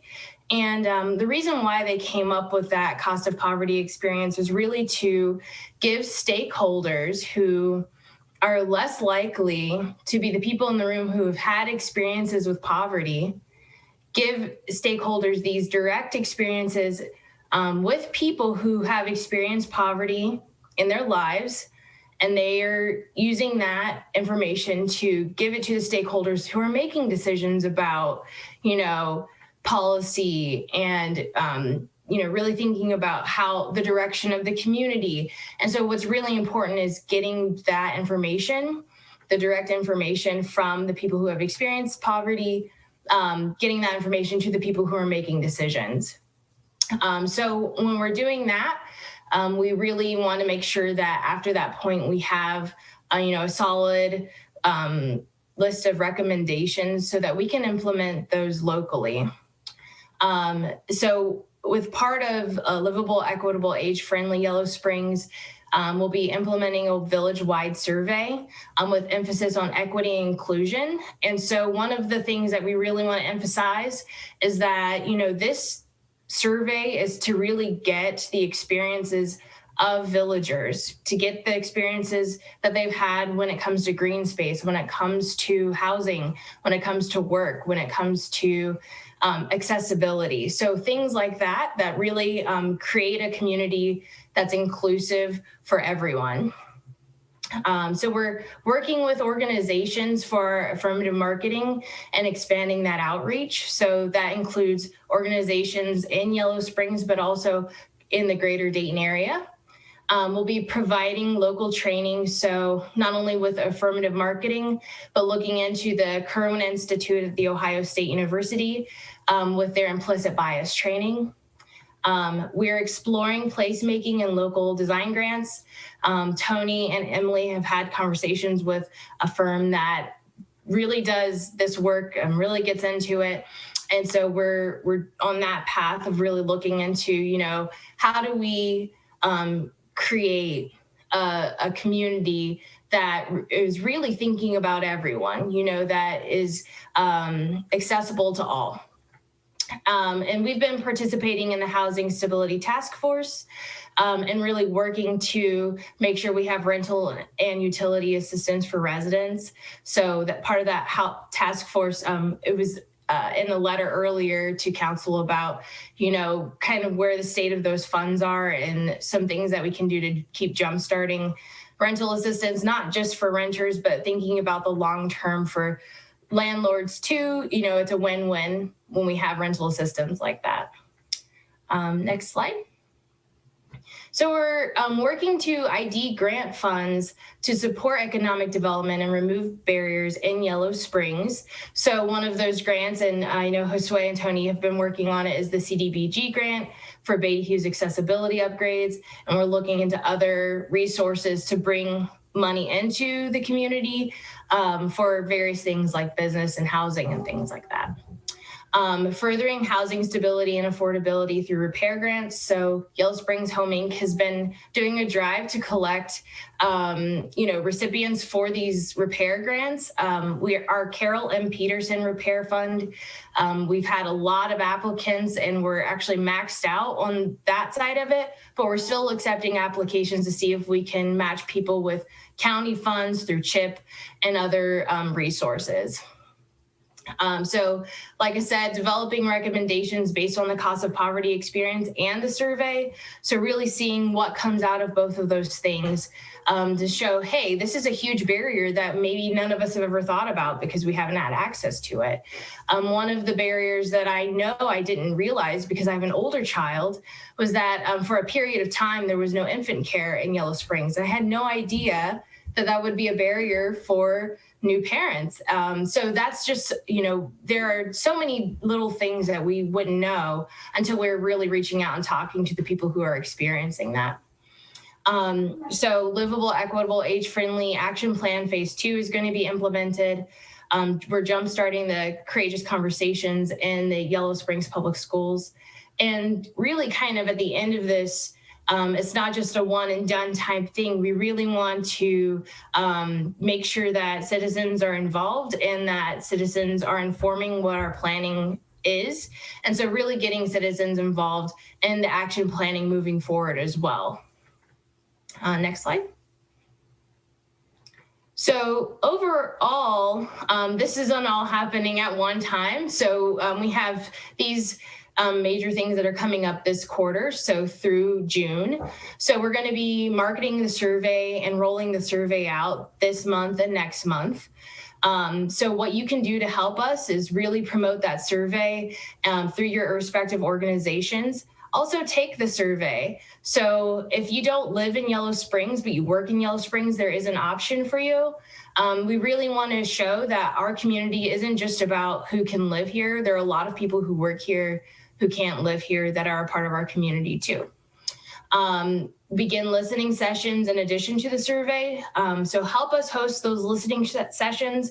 We understand that not everyone's going to be able to access the survey, you know, through the means that we have, you know, online or through paper or whatnot. A listening session would better serve them. So we're going to try to meet people where they are. So listening sessions is one of those places. For the virtual cost of poverty experience, we're planning on having that in June.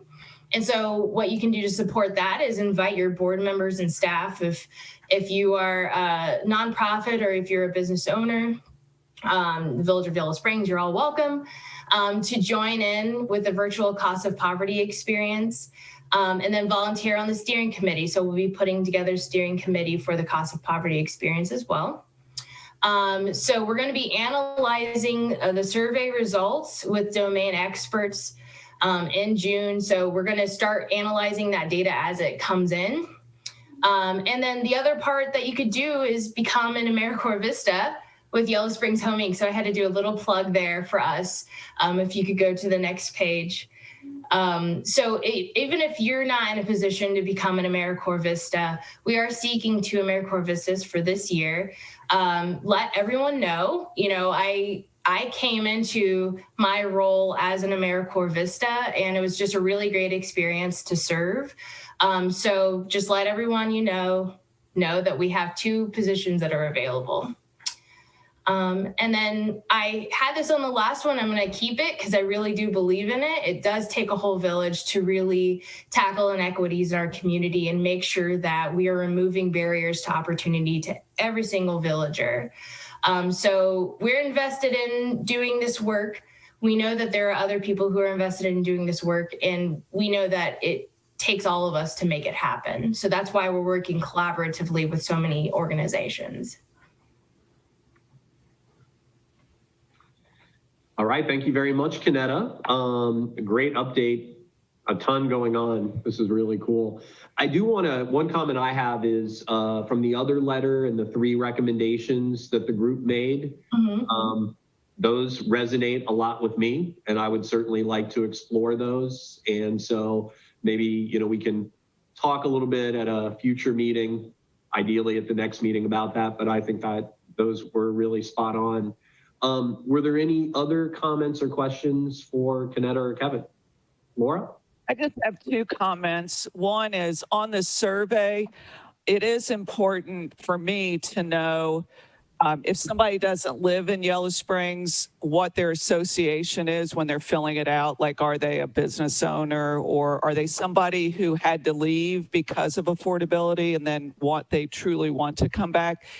I mean, in this world, we can have like Russian trolls fill out surveys. You know, I really want to know, at least they say what their connection is, you know, and I am very sensitive, and because I've met many people who've said, you know, I had to leave Yellow Springs because of the affordability. So I'd really, if you can sort those out, that'd be great. That's number 1. Number 2, if you could include solutions for our homeless population. And I don't know if that's guaranteed income, if it's some sort of managed rental, and as well as social services. I don't know what the answer is, but I think we need to do better on that. Thank you.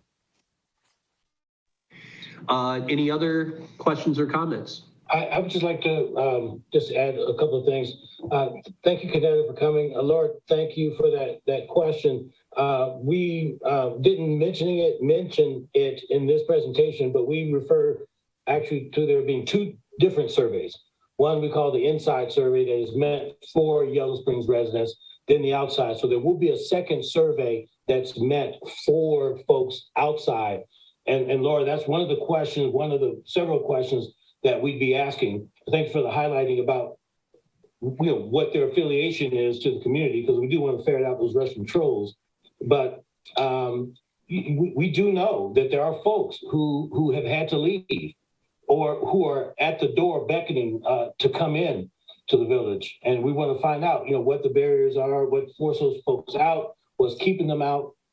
And the last thing that I would say for now is this cost of poverty experience. You know, I studied some of this material. I have a master's in education, and in my education training, I studied class differences. Now, we always refer to poverty because everybody thinks they know what poverty is, you know, but it's not just, there aren't just barriers for folks in poverty. You know, if I were born in, and I believe I was born in poverty, you know, you have to really learn and develop skills to be able to work in those other classes, in the middle class and in the upper class. But the thing that folks miss is the reverse is true. An upper class person who's only had that type of experience couldn't cope if they just lost all their stuff. You know, the mechanisms you need, that you develop as a person in poverty, they're completely foreign to folks who haven't been forced to do that. And I would just encourage all of us to really consider this virtual cost of poverty experience. It can really be eye-opening. And the folks, Brian and Josue, and if Tim is still on, folks who were in the municipal broadband discussions, you know, I've spoken to that group saying, you know, we have this mindset that's completely different than some of the constituents that we're trying to serve. You know, because on that group of people, we're all talking about, yeah, give me a gig backbone, you know, for starters. You know, but when folks just can't even imagine what that's like, I think it's important for us to open ourselves up, and I think it will reignite the fires of wanting to do more to make this more of an inclusive community. Just showing up, even though that's half the battle, just showing up is not enough. So I really want to encourage, as you get more information, more opportunities to participate in some of the programs that we'll be pushing forward, I'm asking you to please consider getting involved in any and every opportunities that are presented. Thank you very much. All right, thanks, Kevin. Thanks again, Kanetta. We're going to move into our second old business topic, which is related to some council processes and procedures. And tonight, I'm going to limit the discussion to 20 minutes, because I believe the other items on the agenda are going to be relatively short. So we'll finish close to on time, especially with what we added to the agenda. And I think there are two topics on this list that are important to, again, sort of make sure that we're coming from the same place. And one of those is related to our executive sessions.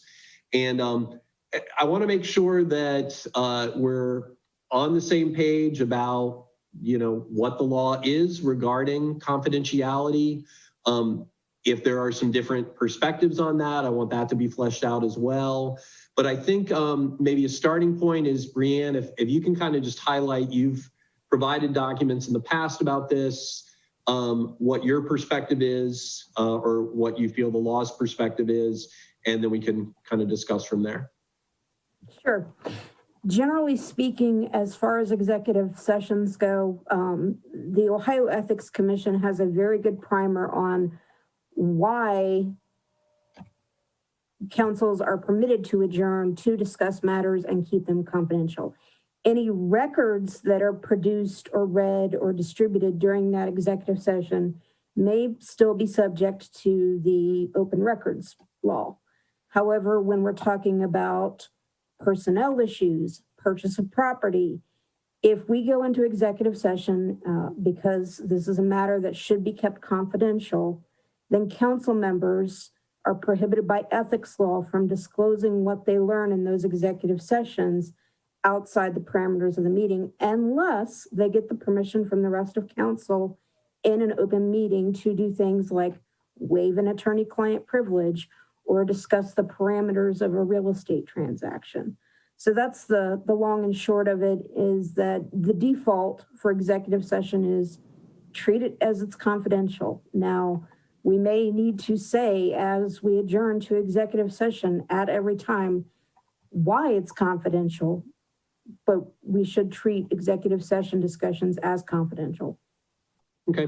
And then, so you mentioned that if something was not going to be confidential, we would come out into the public session and we would vote on that? You would vote to disclose it. If you wanted to give someone permission to talk on behalf of council to another public entity, for instance, say you're authorizing the village manager to negotiate a purchase of property, and you want the public to know that it's this particular piece of property or this particular entity, if you want the public to know those details, you would come out of executive session and as a council say, we are waiving the confidentiality of our discussion in executive session to the extent that the village manager is authorized to disclose XYZ. Mm-hmm. And so then I guess, is it technically, if it's not required by law to be kept confidential, that you technically don't have to keep it confidential? That's one of those things that you're an attorney as well, so you'll love the phrase "it depends." Okay. The "it depends" part is when someone discloses something that was elaborated on at an executive session. It depends on who it was disclosed to. It depends on the context in which it was disclosed. I mean, was it a simple?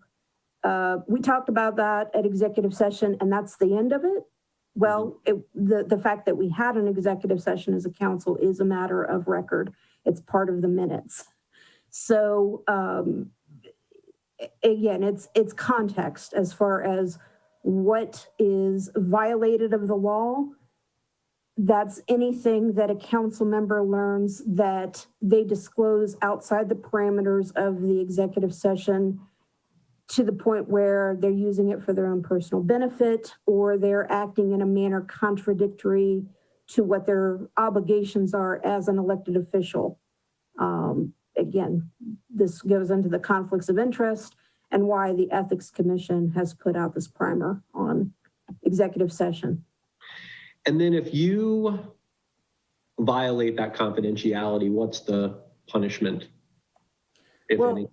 The punishment, the most severe sanction would be the Ethics Commission could launch an investigation and find that you have violated the ethics law as a council member because you have made a disclosure that the other council members did not authorize and that it somehow was a conflict of interest or you personally benefited or caused a detriment to someone. So that's the most severe thing that can happen.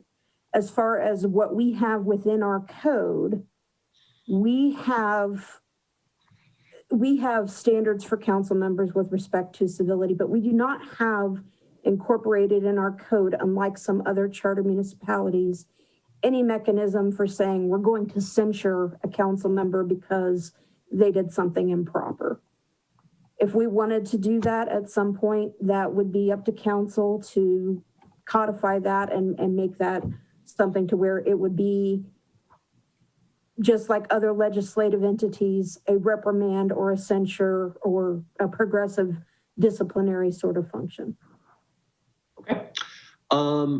Any questions or comments from other council members? I do have a comment. I would refer everyone to page 119 of the 2021 Ohio Sunshine Book.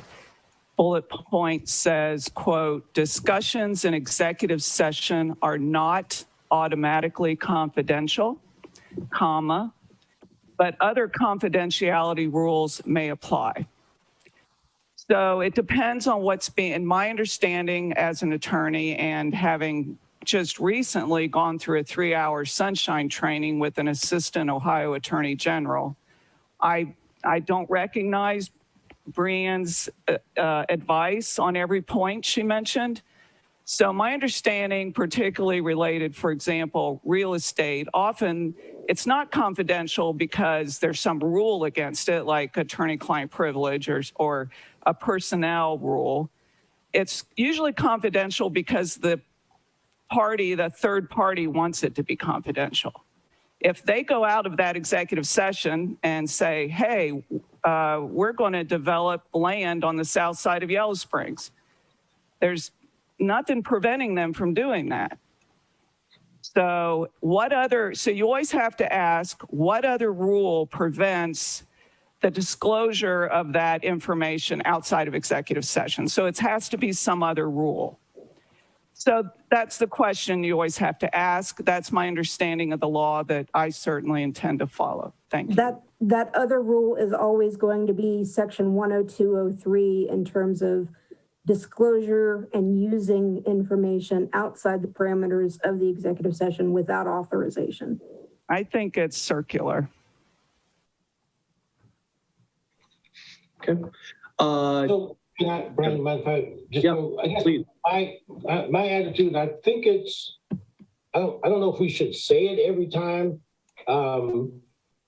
that we go into executive session. I mean, certainly if we say we're going to executive session for, discipline of an employee, well, there's a reason why, those 3 or 4 things are allowed for executive session. So certainly everything pertaining to that, should be confidential, sort of by definition. So I would submit that we should put ourselves in a position where we're either erring on the side of caution or explicitly advising that everything said in this session on this date should be considered confidential. Yeah. That almost goes without saying, but I think that's where we want to end up. Not the flip of a coin or not this person's opinion, just for the most part, you have to make a strong argument, a very strong argument, to want to disclose anything that happened in executive session. And I think that should be our default.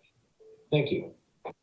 To Kevin's point, when it comes to erring on the side of caution, the Ohio ethics law language says that it should be treated as confidential when the confidential designation is warranted because of the status of the proceedings, such as pending litigation, or the circumstances under which the information was received, and preserving its confidentiality is necessary to the proper conduct of government business. If you as a council say, look, confidentiality is necessary to the proper conduct of government business in this case, then you say it's confidential and there are no exceptions.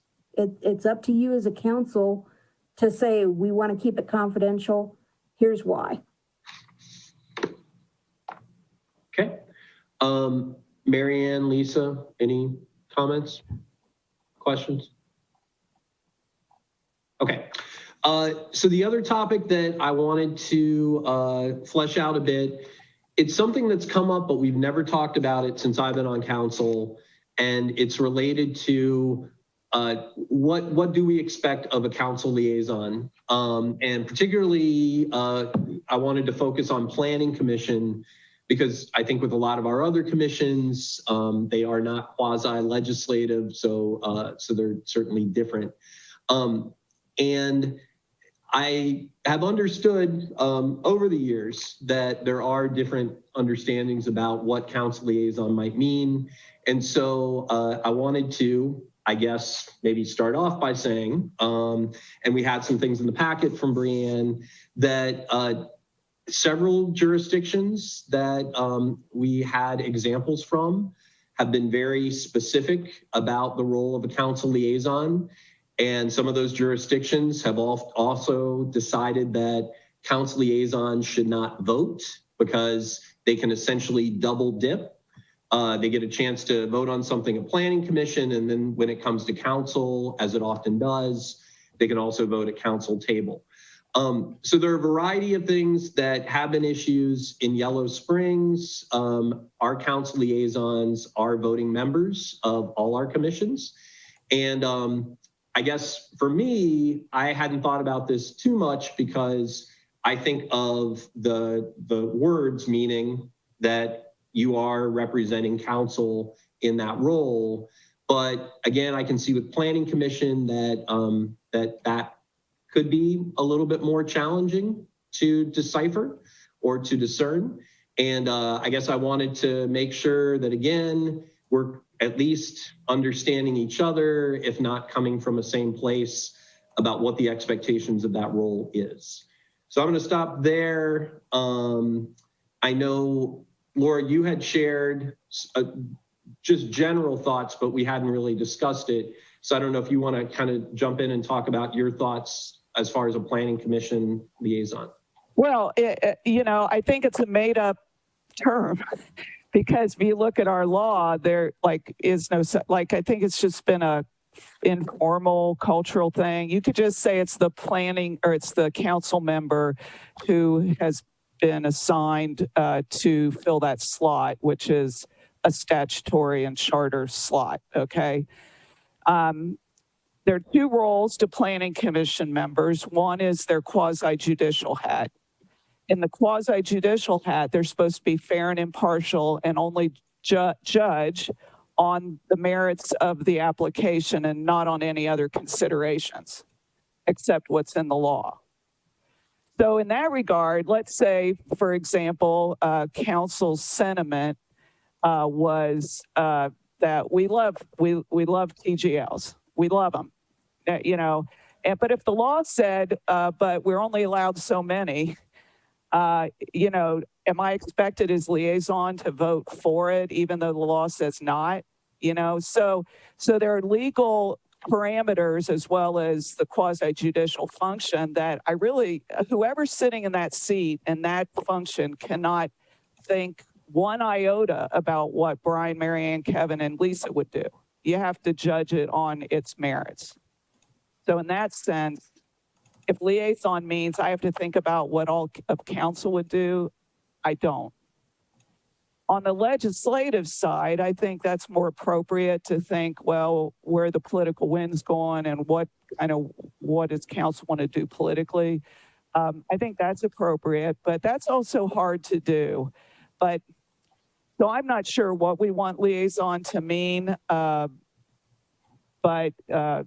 you know, that's certainly worth a discussion. Thank you. Thanks. Other thoughts on this one from council members or Brianne? Well, this is Mary Ann. I guess we assume that the council liaison will talk to at the planning commission meeting, update the planning commission on things that have been happening at council, particularly as it may relate to planning commission. I don't know that we expect that person to relate things that don't really have anything to do with planning commission, and maybe that's sort of hard to tell, I don't know. And then vice versa, that the council liaison would report to council things that are happening in planning commission. But I'm not, other than that I assume they act as a regular planning commission member, and I'm not sure what the issues are that resulted in us having this discussion. That might be helpful to know what the problems are that we're trying to resolve. Yeah, I mean, as I mentioned, it's something that has come up in the past, and I'm not sure if it's a problem or not. But I guess I want to make sure that we at least understand, what each other thinks about this. So, Kevin, Lisa? Well, I think it's interesting that we focus on planning commission because it's a, planning commission and, well, I guess there's nobody on BZA, but, that body being a little bit separate, different, from most of the other commissions, where, this phrase we used to use a lot of, expanding capacity. I mean, that's the reason for the commissions existing. And, the liaison in general terms is the person that carries the water, as it were, that, carries those messages where council has a request. We need more bandwidth, so the liaison does this thing for us. And like I said, it's more directed in that direction with the other commissions more so than with planning. But it's still a simple matter of, we're the representative of council. We're just one vote, but we're part of that team. And so, yeah, it does depend a little bit on the exact commission, how broad that liaison role is or what that liaison actually does. But yeah, planning is a little bit different than most of the others. But, I don't know that we need to change anything that we have been doing.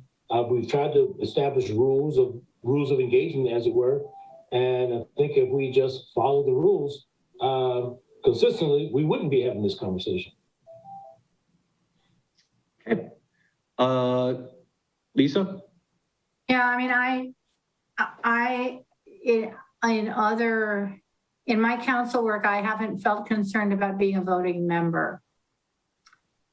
And it strikes me that if we're not voting members, then we would have to look at the constituency to try to avoid the kind of even number that might force a tie vote, which has its own problems. But I tend to agree that, I see the liaison role as a facilitator along with the chair and as someone who is there to provide like updates and facts. I guess that's all I have to say. Okay, that's great. Yeah, I think that, again, wanted to really start just hearing, what people were thinking. It may be an issue that we talk further about.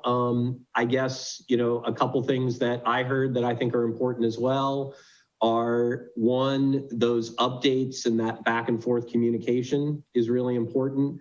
I've also appreciated that I've seen Josue add additional information in planning commission meetings, which I think has been very helpful.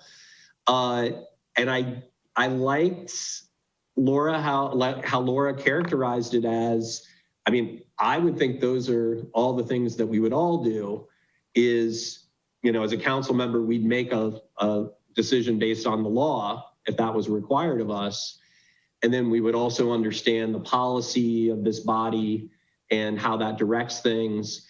And then I think a third aspect is that we want to make sure that we are, I guess, following the overall sort of integrity of council. And so that we are doing things that transparently and we're communicating that and so forth.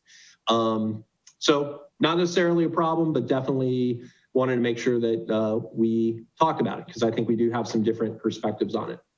So that was our 20 minutes. And so we are going to move into a couple new business items and then wrap things up. And that first one is, I guess, Josue is going to introduce us to the designated outdoor refreshment area concept. Thank you, Brian. And I have Brienne and Denise joining me for this. Being sensitive to time, and what we intended this presentation to be is just an introduction to the an area of work, and it's particularly important now with COVID and the pandemic and how businesses are struggling. And so we intended it to make the introduction so that we can come back to council with a formal proposal for legislative support to adopting this. So we're talking about designated outdoor refreshment area. What is it? This was established by the state of Ohio in 2015. A DORA, in a nutshell, is an area where 21-year-old and older individuals can walk around with alcoholic beverages served by a bar, restaurant, or bars and restaurants served in an area. The goal is to enhance the outdoor dining and entertainment experience while encouraging more business for participating restaurants, retail establishments in the area. So this is we did a quick diagram that if we were to formally propose this, what area would be the designated outdoor refreshment area. That's the image to your right. It has a polygon shape to indicate what that DORA would be. A little more on what it is. Beverages must be sold in designated cups. So these would be cups that are branded and unique so that they're not, the traditional red cup that everyone has at a party. So it had to be something more distinguished than that. Alcohol must be sold by one of the permitted establishment in the area. Beverages cannot be taken from one restaurant to another. Beverages can be taken into retail establishments if allowed by the owner. So how popular are these DORAs in the place? Well, here's a map of where DORAs are located in in central Ohio. So there's a couple that are events only in Marysville and Worthington. There's a couple that are weekend hours at Powell and Delaware. And there's others that operate each day of the week. Grove City, Hiller, Ghana. Brian, that is a DORA, and I'm happy to come back with a presentation to council on an application in the legislative aspects to it. And I'm happy to answer questions now you may have on DORAs. Okay, were Springfield and Middletown and some of those places left out purposefully, or you were just giving us a few examples? These are just a few examples. It's not a comprehensive list. I can create more. Okay, and I know one thing that Josue and I have talked about is that that diagram, I do not think should include the trail. So that if we did do something like this, I believe we would need to shift that over. I think that's not the best thing to include bikes and all those folks together. And that's just an example, Brian. It was not, it's not the formal proposal. It could be what council designates the boundaries. And that's the point, the council designates the boundaries. Gotcha. So I think what we're being asked for is whether we have interest in discussing this further. I think that one thing I would certainly emphasize that Josue pointed out is that given the pandemic and given the post-pandemic settings, spreading people out certainly is something that makes sense and we're getting more used to. But I think at this point, we should just go around and see if there is interest or not in bringing this back. So, Lisa? Yeah, I have interest in bringing it back. You know, I had some failed ideas a year ago or so about this on a more limited basis. My thinking is that we should try to have the area limited to sort of end past Peaches on 68 so that we don't get involved with the train station and that park area there.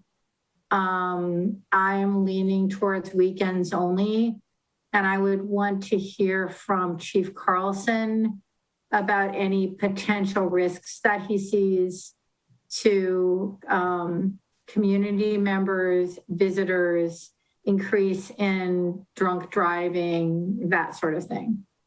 Okay, thanks, Lisa. Laura?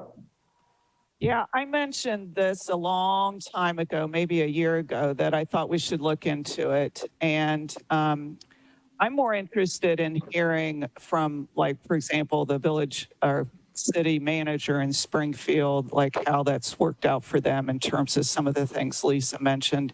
I was just down to Red Stadium on Sunday, and there's a DORA right around Red Stadium.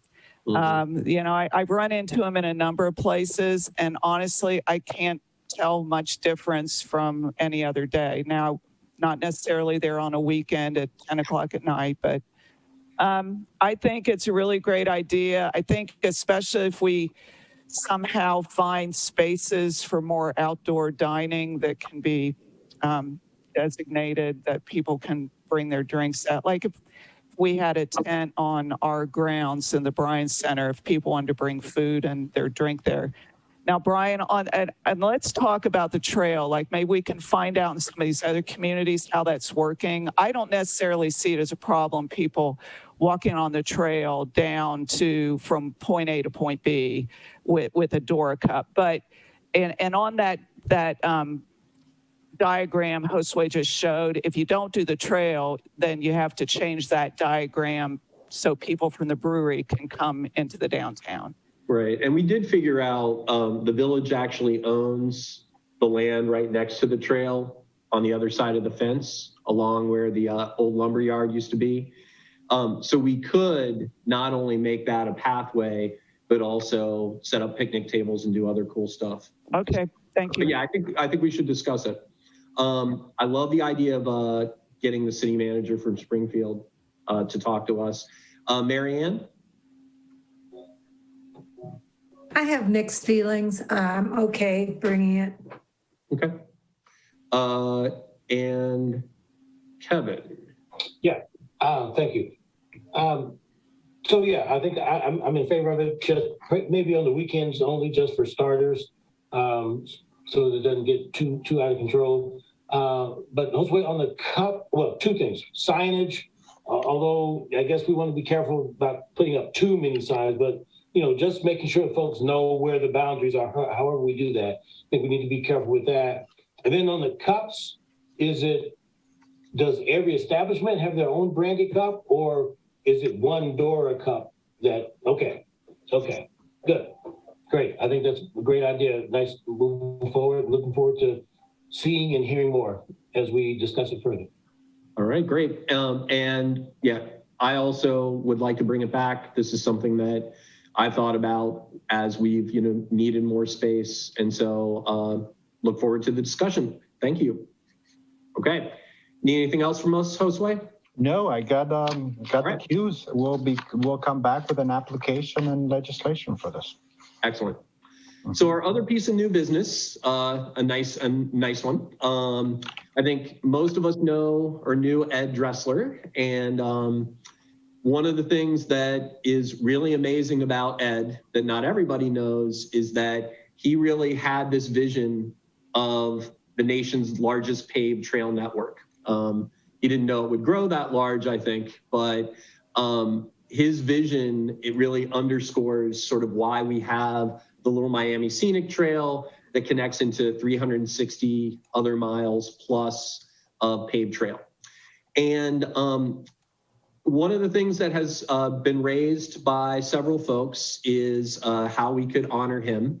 And it was suggested that the spur that we often think of as the Ellis Park or Ellis Pond Spur be renamed. And I mentioned in my memo that I believe that Greene County Parks and Trails with their levy fund would support the signage piece. But I haven't confirmed that yet. I've got to call into John Dobney. But I think the proposal is pretty straightforward. Happy to hear any thoughts. And then I think we should talk about if we want to move forward. Laura? Yeah, thank you. So in general, I'm skeptical of naming roads, bridges up after human beings. And part of the reason for that is it's almost always a white male and almost always an older white male. In this case, Ed truly is the visionary of this system. That's number one. And number two, Brian, he lived in Yellow Springs or has a connection here? Yeah, he lived here for quite a while. And there's a great story about his house. His office was in a garage. Maybe Mary Ann told me this story. And you could see him in there working and, you know, with all his Post-it notes and everything. But he did spend his last years in Xenia, but he lived in Yellow Springs for a significant period of time. He is a giant of our local trail system, which, as Brian could more accurately describe, I think is still the largest paved trail system in the United States. And that's worthy of note. And I like the Dressler connector, kind of the, I don't know, the poetic sound of it. Yeah, I like that too. Thank you. Okay. Any other comments? Ditto. I think based on what your memo says, I did not know Mr. Dressler, but based on your memo, I think that naming that spur one way or the other is certainly appropriate, and I would support that. All right. And I saw a thumbs up from Mary Ann. Lisa? Okay. So let's move forward. I think this is a great thing. And at a time when it's appropriate, we'll have a safe dedication as well. I know the family is really interested in this also. So we've got our manager's reports, and Josue, I would suggest like any particular highlights and then any questions that people have for you. Yes, reports included in the packet. So if you have any questions, please let me know. I've got two important announcements or highlights or things that I want to get council feedback on, and that is Nick has dropped off, but Nick submitted a request about the oil recycling container that is at the edge of the John Bryan Center and about 10 feet away from the cliff into the Glen Helen. It doesn't have any safety barriers around it. The drain pan, what holds the oil drum, doesn't have the capacity to capture the oil if it was to leak or if somebody were to hit it and whatnot. So I think it poses an unnecessary risk to the Glen Helen and what is ultimately a water source protection area downstream. So given how poorly it gets used by some of its users, someone over a snow event left oil and bags and Tupperwares and whatnot, really dangerous situation. So given the petition, given the concerns around our drinking water protection area, we think it's best to remove the oil barrel recycling service in 30 days or around May 21. There isn't a suitable option to put it in and put it somewhere else here, but there are plenty of oil recycling or entities around. We'll create a list to circulate with the public, particularly the folks that take oil or places that sell oil.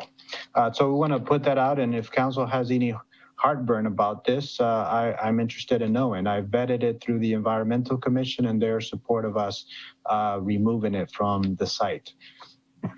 So that's one. The second one is we've received complaints about construction permits that have been caught up in the Greene County Building Office. This is not a new issue for our town. It's not a new issue for the county, and it's something that a lot of municipalities in the Greene County are wrestling with. And so we've got options. We can ask Al and his team to do their work any faster or get to things in the way that we want them to. However, they work for us, and there's a way that we can go about managing permits, plan review and inspections in a different way that we're doing, and that is for us to become our own building officials and have a building office, get it certified by the state, and then have it as an outsourced service to another entity that offers that service. West Liberty is a good example. We've met with folks who do this for other municipalities and are very successful, and it's an opportunity that we would like to explore and come back to council with a proposal to establishing our own building office and improve the service to Yellow Springs residents when it comes to development opportunities in the village. I'm concerned that where things are in the Greene County office, simple permits as demolitions have been caught up for 4 months in the building office. I'm concerned about big economic development projects that are in the pipeline and are in the near future would take a long time to come to reality given the pace of the Greene County office. Okay. So one thing I wanted to follow up on, Josue, was you mentioned related to the charging stations, showing us the data that suggests a lot of people are just leaving their cars there. Yes. I feel that we definitely need to change whatever policy to address that. So I don't know how others feel, but I think that is something that we should look at in the future, especially as more and more people are relying on those charging stations as they're driving more appropriate vehicles. Mm-hmm. Well, thank you. We plan to bring a presentation and more options in that space, but we needed to start off with what capacity we had first, and that is we activated SEMA Connect, we activated charges, so we're able to track information now. Previously, all that we have was an electricity bill, what we pay for electricity, and just the anecdotal information that very nice cars would sit there all day, and it seemed to be the same vehicles all day, all the time. Yep. Okay, good. Glad we're following up on that. Did anyone have any other questions or comments related to the manager's report? Josue, did you want to talk about Kingwood application, or you want me to? Oh, please, yes. This is a new development. So the application was filed at 2:30 on Friday. And we did receive, and you got as part of your packet, a request from Miami Township trustees regarding they intend to intervene. And I would ask for an executive session at the next council meeting to discuss that request and what the village's grounds for intervention might be. Okay. Anything else? Hey, one thing, and it's not really related to manager's report, but I guess it slots in here, is the numbers on the mayor's report this month looked quite different from the prior couple months.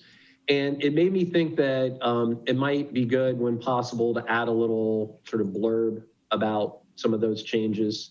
So we don't need to go into it now, but yeah, one number was went from 9 to 24 or something. So it was just, for me, unclear. Mm-hmm. Okay. All right. So anything else before we move to some nominations? All right. So Laura, I think you've got 2 nominations for us for Planning Commission. I'll let Lisa do those. Oh, okay. Lisa. Yeah, I have 2 nominations for Planning Commission. I have 2 nominations for Art and Culture Commission. And I also have some budget requests to do. Great. So I would like to nominate Susan Stiles for a voting permanent position to Planning Commission. Okay. And Is there a second? Yeah, I was going to say, I think we all know Susan Stiles. So Right. So Susan has, you know, in her professional background, has 17 plus years working with municipalities on planning and zoning. She served on Planning Commission for 5 years. She's also served as an alternate. And I make this motion with the understanding that there's a lot going on and her history and expertise will be a benefit to the Planning Commission at this time. Right. And I think I heard a second. Well, yeah, I'll second if there wasn't one. Okay, great. And let's go ahead and do all those in favor signify by saying aye. Aye. Aye. Any opposed? Abstain. I just need to abstain. Thank you. Okay, and Laura's going to abstain. Right. I nominate Gary Zaremski to the alternate position for Planning Commission. Second.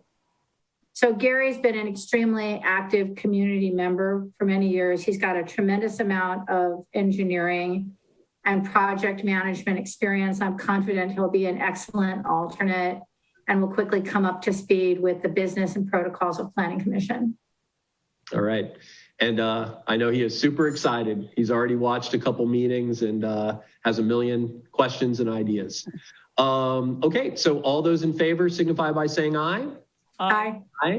Aye. Any opposed or abstentions? Okay. All right, next up. I nominate John Fleming to Art and Culture Commission. This is a renewal of membership. He served for a number of years, is a wonderful member. A second. All right, all those in favor signify by saying aye. Aye. Aye. Any opposed? All right. I nominate Dr. Catherine Roma for Art and Culture Commission. This is also a renewal of membership. Obviously, just as John, Dr. Roma brings a tremendous amount to the group, very active member. Second. All right. All those in favor signify by saying aye. Aye. Aye. Any opposed? All right. Do renewals get sworn in again, Judy? They don't need to. They don't need to. They can if they would like to do so. We'll do just, I'll reach out to everyone and let them know what's happening. And if they want to do so, we'll invite them to the meeting on May, whatever. Great. Thank you. 17th. Okay. And then, yeah, Lisa, I know you had some other items. Right. So this is in the Art and Culture Commission report from me. You know, we're a very active commission and we don't see ourselves as a granting organization, right? So we have to be very, very careful about how we spend our budget. And we're really trying to think ahead. And there's 2 different significant holidays coming up that we want to be a part of with a small monetary amount. One of these is Junteenth, and the other one is National Indigenous Peoples Day, which is on October 11th. What we would like to do is to earmark $250 from our budget for each of those, totaling $500 from Art and Culture Commission budget.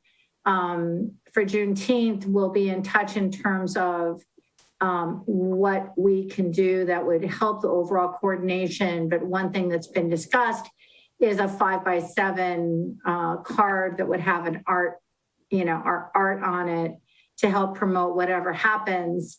National Indigenous Peoples Day is a little further out, but there are local people that are part of planning that. So we voted as Art and Culture Commission to budget $250 and $250. We understand that there is some commission budget from HRC perhaps that is not really active. And we wonder if from our overall budget line, if a matching funding, 250 for each of those events in the village could be brought forward and approved by this body. Yep, I think that's a great idea. And yeah, why don't we go ahead and just vote on that real quick. Judy, can you call the roll for supporting an additional 250 for each event from our budget? Yes, McQueen. Yes. Curlis. Yes. Stokes. Yes. Krieger. Yes, thank you very much. And Hausch. Yes. Thank you. Great work. All right. Any other boards and commissions updates, Marianne? Yes, I've been having trouble with my Wi-Fi, waiting not so patiently for community broadband, which has impacted my email. So I had sent a report and minutes for both the Environmental Commission and the Development Corporation, but they didn't get there. So I just realized that today and they got sent out. So I just wanted people to know that I actually did it on time, but technology failed me. So I don't have a specific report, but I would just request that people read what got sent this afternoon. Thanks, Marianne. Laura? Village mediation, I just had a question. I know we're looking for someone to coordinate that. Do you want to make an announcement about that? We're still taking, what, applications or? Yes, we're taking applications until Friday, and that people can submit a resume and a letter of interest to Judy Kintner, clerk of courts, and then we're going to, the search committee is going to get those from Judy. All right. Thanks for that. Okay. So anything else before we talk about future agenda items? Okay. So we've got plenty, but any other things that folks want to flag? Brian, do you want the Ed Dressler in the form of a resolution that you could then manipulate? Yeah. Okay. Yeah, I'll draft that. Okay. You got the DORA application and legislation, discussion on potential support for the township in their lawsuit. I'm assuming you want that as a discussion. Yep. Strong Towns presentation, discussion of the 3 suggestions made by that Kanata had suggested. Yeah. And that's the extra stuff I've got. Then we also have the Glen's request for matching their Clean Ohio grant. And that does need to go on the next agenda because their application's due mid-May. I don't, yeah, as long as I've got whatever they. Yeah, they'll forward it. Pop it into a resolution, yep. Anything else? All right, hearing nothing, I'm gonna ask for a motion to adjourn. So moved. Second. Okay, all those in favor signify by saying aye. Aye. Aye. All right, thanks everyone. Good meeting. Thank you, everyone. Have a good night. Everyone.